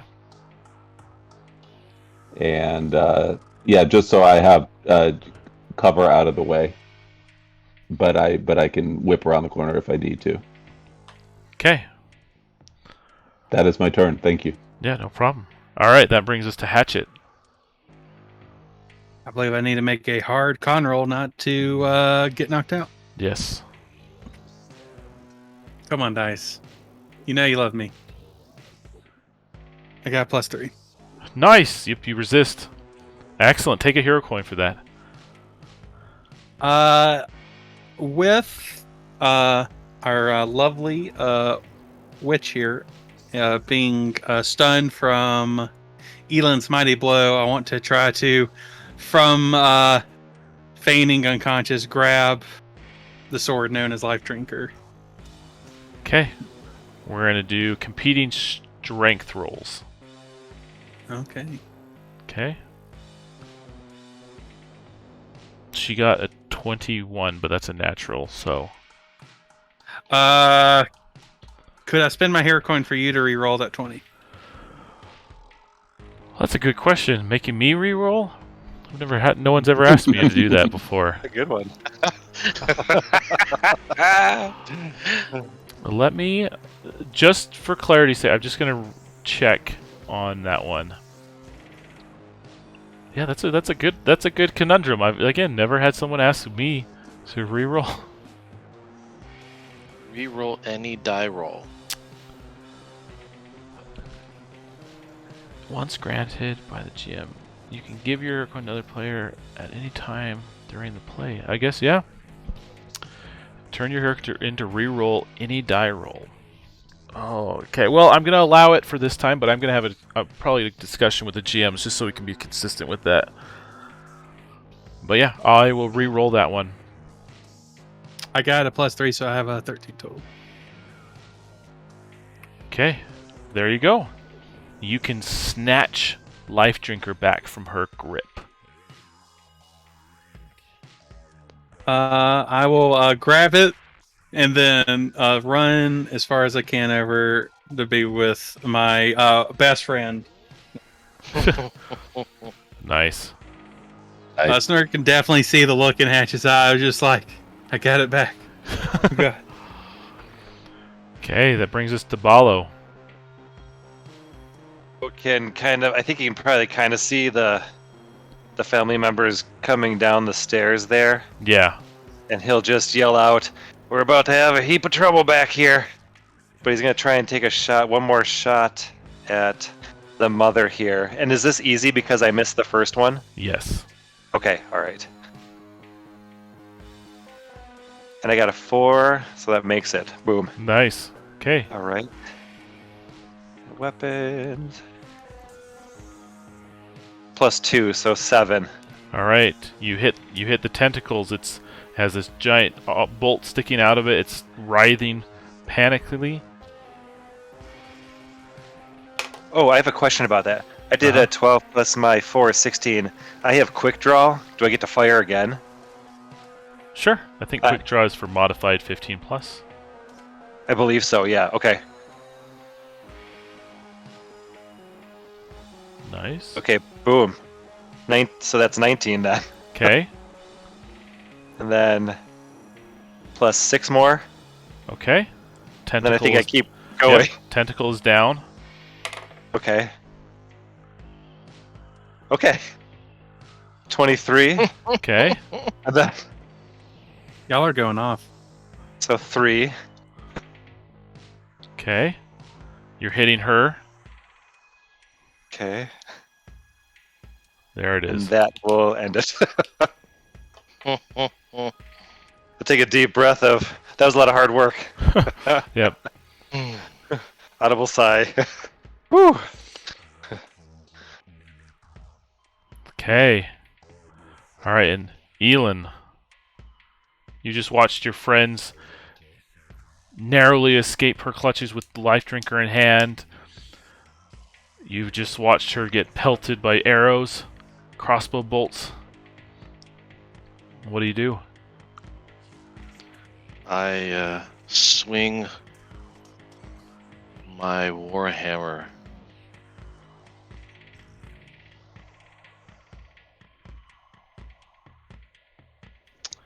Well, that's not going to do anything. No. Oh, by the way, I do need you to do a con save. Because you made it last time, right? No. For the con save? Mhm. No. Okay. So that am I out then? So as you swing, you kind of feel this slump. So it kind of overcomes you. All you need to do is make a Constitution check on your turn, and you can pop back.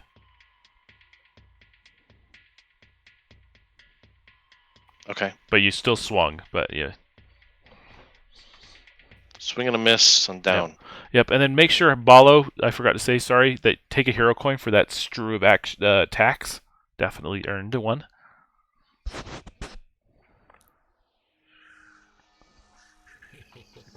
Nice work.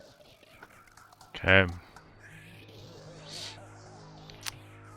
But unfortunately, two things happen. One, as Elin falls and you guys escape, all that's left between her and her ire is Gallic. And as she takes these hits, she's standing there enraged, and she grabs him by the throat.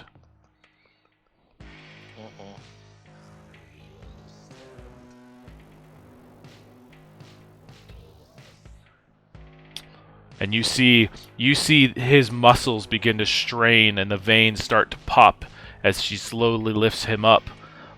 And you see one tentacle starting to move back again and to stretch itself back out. Okay, additionally, these 5 cultists race around the corner, and as soon as they see you and make the connection that there's arrows sticking out of their mother, they are not happy with you who's holding the crossbow. So with daggers in hand, they're going to make 5 attacks on you, Balo.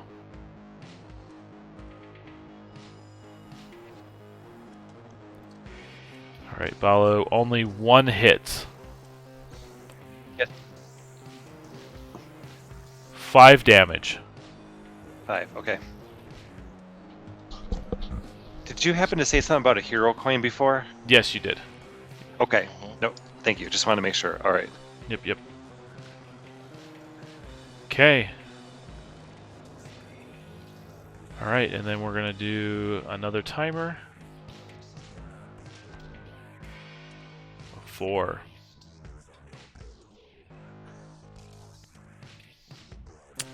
Okay. And just so you guys know, that will be the session end timer of 4. Understood. You feel in your gut that this prison will be quickly overrun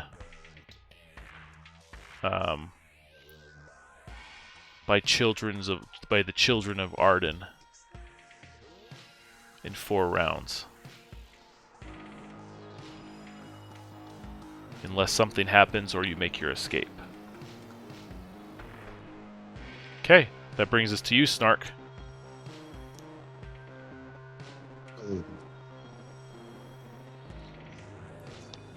Okay.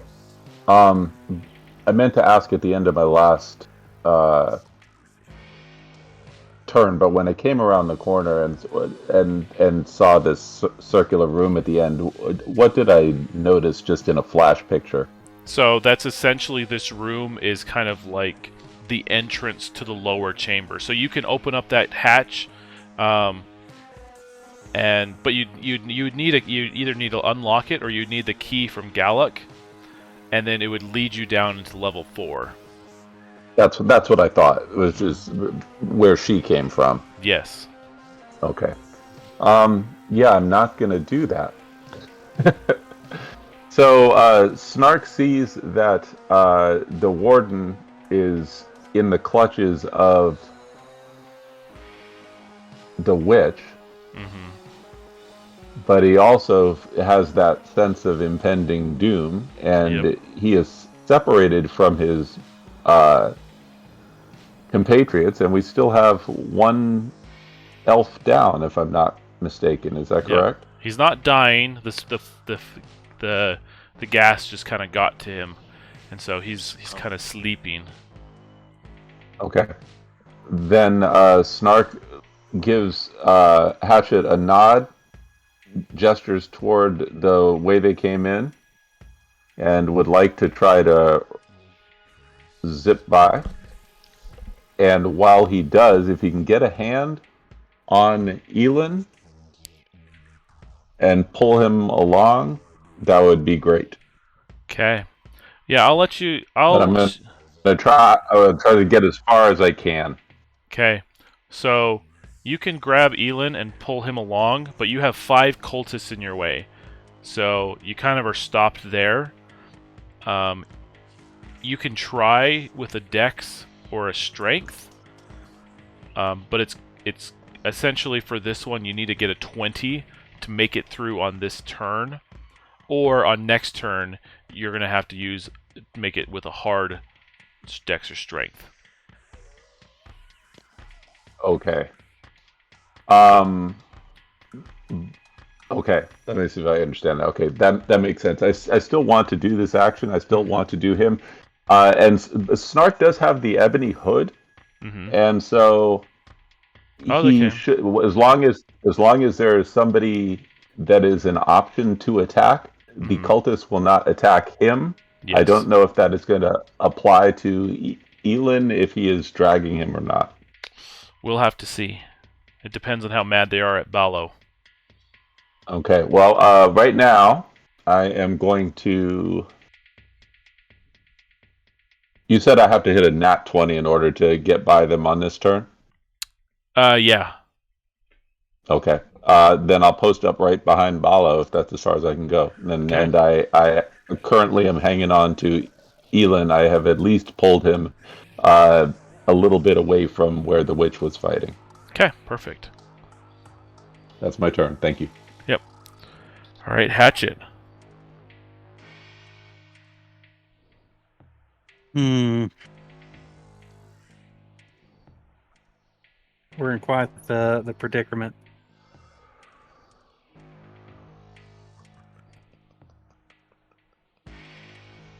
How wounded does the witch look?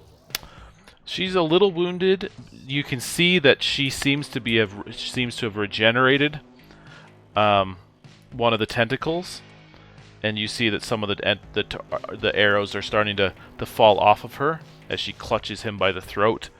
You can see the color fading from his body.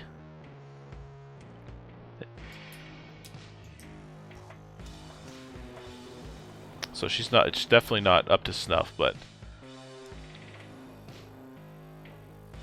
she seems to be recovering. Like getting the life force out of him Mm-hmm. type thing. Okay.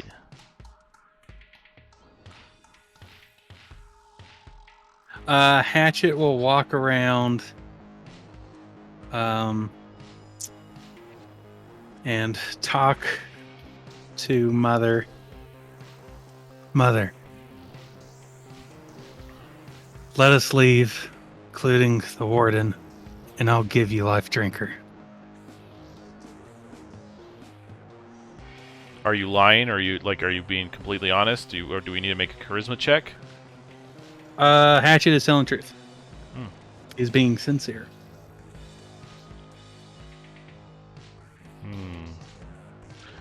You can see that she kind of looks at you and her head twists just like a few inches past what you feel should be natural to turn back.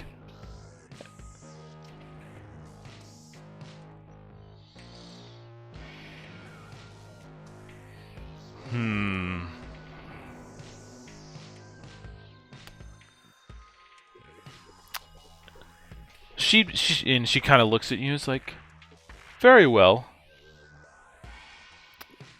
I could let you live for now. And she holds out her hand. Can I tell if she's lying? Give me a charisma check.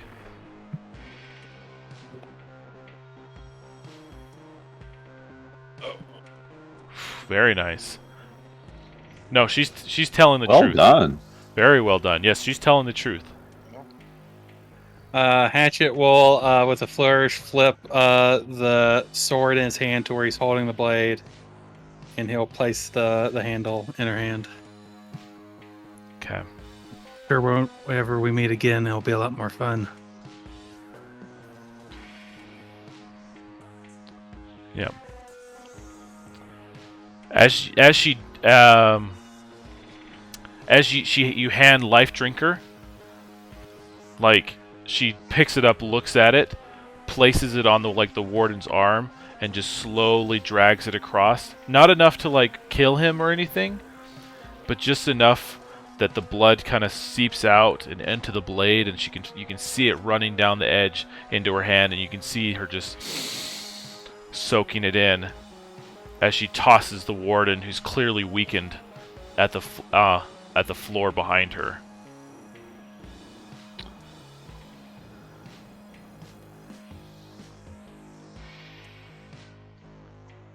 And then she kind of indicates to let you pass. Hatchet will move forward and sort of with a sense of still a sense of pride, walk towards these masked figures and says, "Mother says, let us pass. Wouldn't want to make her upset." Yeah, and they kind of like have their daggers at the ready, but they kind of nod their heads and says, "Mother says, Mother says, Mother says."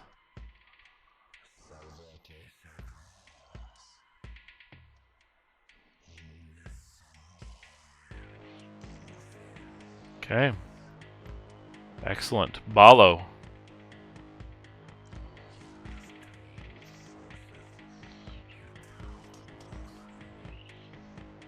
What do? You just see them walk by. The warden is clearly weakened. Your brother, your kinsman, this witch standing smugly at the end of the hall. Seeing the odds, I'll recognize that we are not in a good situation, and I'll go up and put my arm around the warden, and kind of with a side eye at the family folk up here, kind of start walking him out down the hall, just keeping an eye to see if this is true or not. Okay. Just say, "Come on, brother." As you do, you are able to walk past unmolested. Okay. I'll have my crossbow at the ready, though. Nice. Okay. Elin, you're still a little down. I'll make it an easy now that you kind of have a moment to breathe.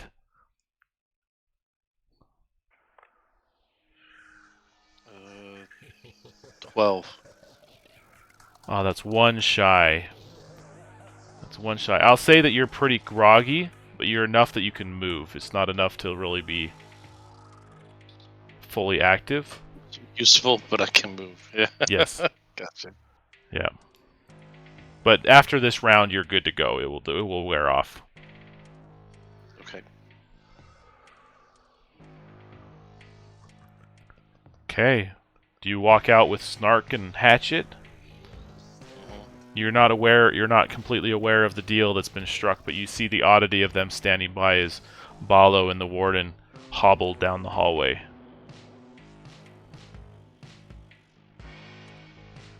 I follow suit. And can I inquire quietly to my cohorts what's going on? Yeah, go for it. Cohorts? I've made a bargain roll for our with it. lives. Just roll with it.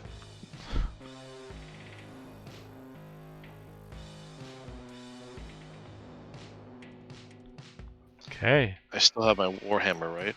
Yes, they haven't taken that away from you. Okay.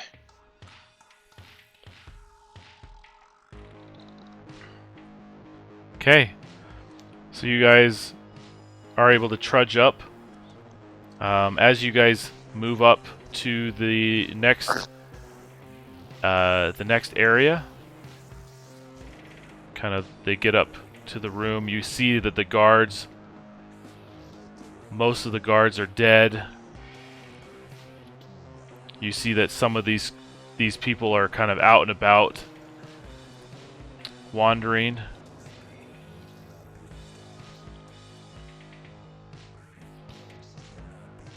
Looking over them. Very kind of something, you know. Benet is clearly joyous. This one here and this one here are pretty nonchalant. But they walk up and slowly but surely Mother Arden and her children follow, and even more of them are kind of standing around.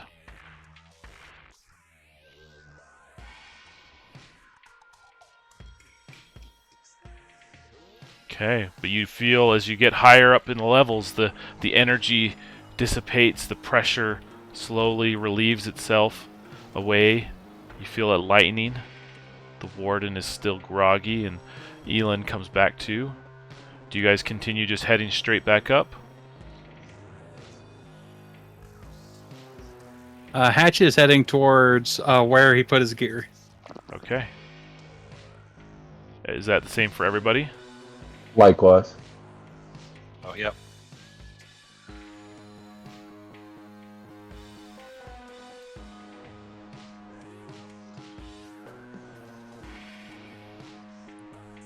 And where are the cultists and the witch? They're following right Okay, behind there we you. go. Yeah.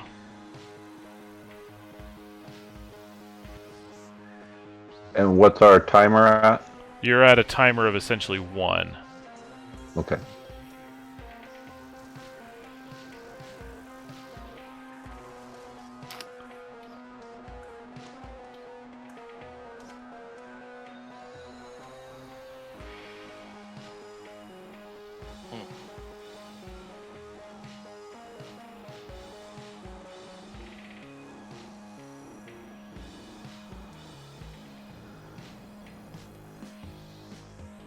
Okay, so Snark. So as we are loading up our gear and getting ready to depart, I would like to just linger where I am and hold my action till the end of the round, Okay. please. Yeah, that's fine. Alright, Hatchet. Hatchet is going to grab his stuff, his axe, his cloak, his pack, and then just keep walking out of the keep. Okay. Balo. I'll pick up my special quiver, sling it over my back, and just kind of still help the warden as we make our way out, knowing that I have no way to do anything Mm-hmm. except make it to safety.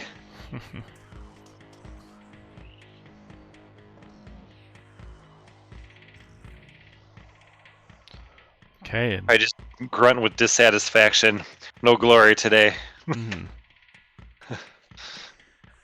Elin.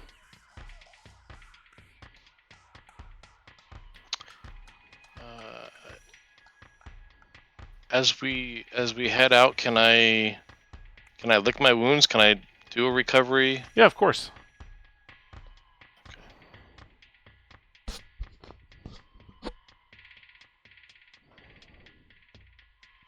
Okay, so that succeeds, and then it's 1 plus my con, right? Yes. Okay. All right, and then I follow suit with everyone Okay. else.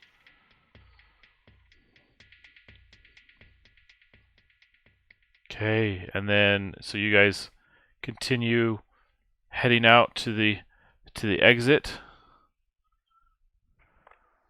I still had my action yes, for the sorry. end of the turn. Let me go back to that.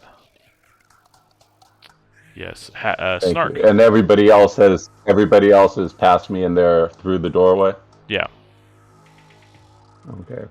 Well, Snark is gathering up the last of his things, and he is shaking his head, realizing that these guards are good prison guards, but unused to handling black powder to store it so close to that wall sconce that's right there. So the last thing he does is lift up his fire keg, and he possibly accidentally lights the fuse on that wall sconce and kicks it down the stairs, and then hightails it. Okay. Nice. All right. So that, let me see, that fire keg. That's a triple ultimate. Oh, okay. Just tell me what I need to roll. So I think what we're gonna do is you need to roll a dex, and like, I'm gonna say this, okay?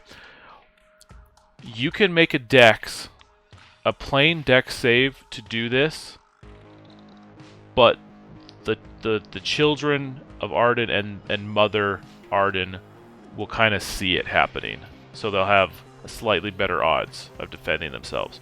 Or you can make a hard dex check to keep it hidden, but if you fail, you don't make it out yourself. Like, you'll be kind of like right on the edge, and so you'll take about half the damage as it blows you out of the room. Let's see. Well, I've only got 5 hit points.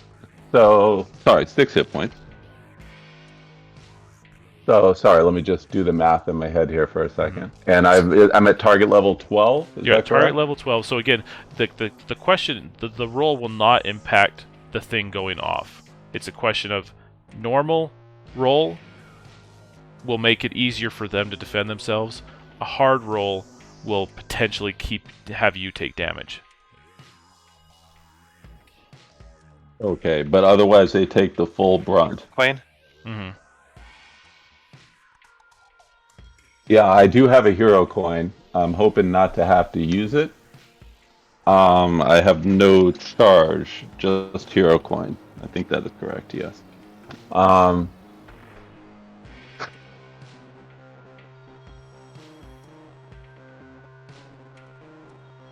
am going to... I'm only at a 12, so I have to hit a 15.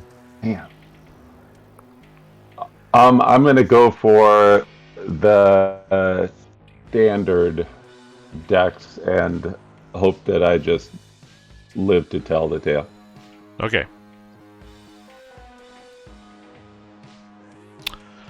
Okay.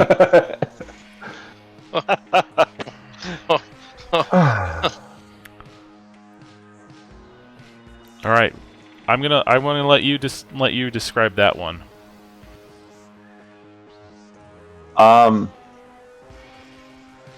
The fuse lights, the barrel gets kicked, but for some reason it lands on about the first or second step and just comes to a rest. So I'm significantly nearer to it, and it is not sufficiently close to them at all when it goes off. Okay. Oh boy. Oh boy. Okay, well, I'm gonna have you roll your damage. And I can't re-roll a 1 because of a hero coin, is that correct? Oh.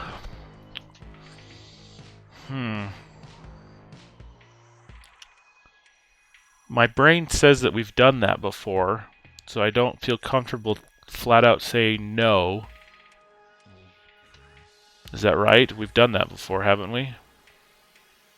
I have not, so I do not know. Okay. I don't see anything describing that you can't. Yeah, it says that nothing can. I think I'm gonna leave it to you, Snark. You, Chris. Like, this is your character's moment. Okay? If you want to roll the hero coin and try to negate that, fine by me. If you want to own the one and make that part of your character's story, like that's also fine by me. Like, I'm gonna leave it to you, and you know how you feel about the dice. If it hadn't been my second pyrotechnic 1 in 2 consecutive missions. My last question before I make that decision: can my hero coin be used to soak damage? Oh, that's a use case that's... I don't know about soaking damage, but I would say we re-rolled any die roll, so you re-rolled one of mine. So I guess you could re-roll the damage that you take to maintain. Well, it's going to be triple ultimate, so I won't be able to do it. I don't know if it's going to be too much of a weenie thing, but I like to re-roll and see if I can negate the 1. Okay, it's your call. Yes. Okay. Okay. So that barrel goes down, and you have a chance to move out of the way. Just as you kind of duck out of the room, this explosion goes off. Okay, so give me the damage. Damage is 5. Is 8 is 13. Is 25, and I have wild power, so it keeps on going. Is 36 plus 5, 41. So 41 damage. Okay. That's a powder keg right there. That's a powder keg. It blows you guys out of this chamber, and the stones fall down. 41 damage. Okay.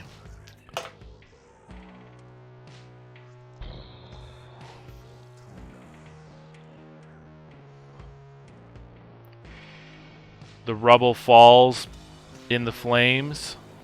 You're not quite sure what happened, but you have a free shot to get away. Do you guys take it, or do you stay to find out what happened to Mother and her children? I don't think we can risk there being more of her children around here. We need to get out and report what happened. Run.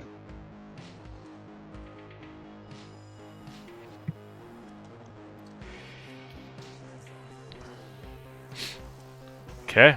So are you guys in agreement? Yep, agreed. What do you guys think? Run. Yeah. I'll run. Okay.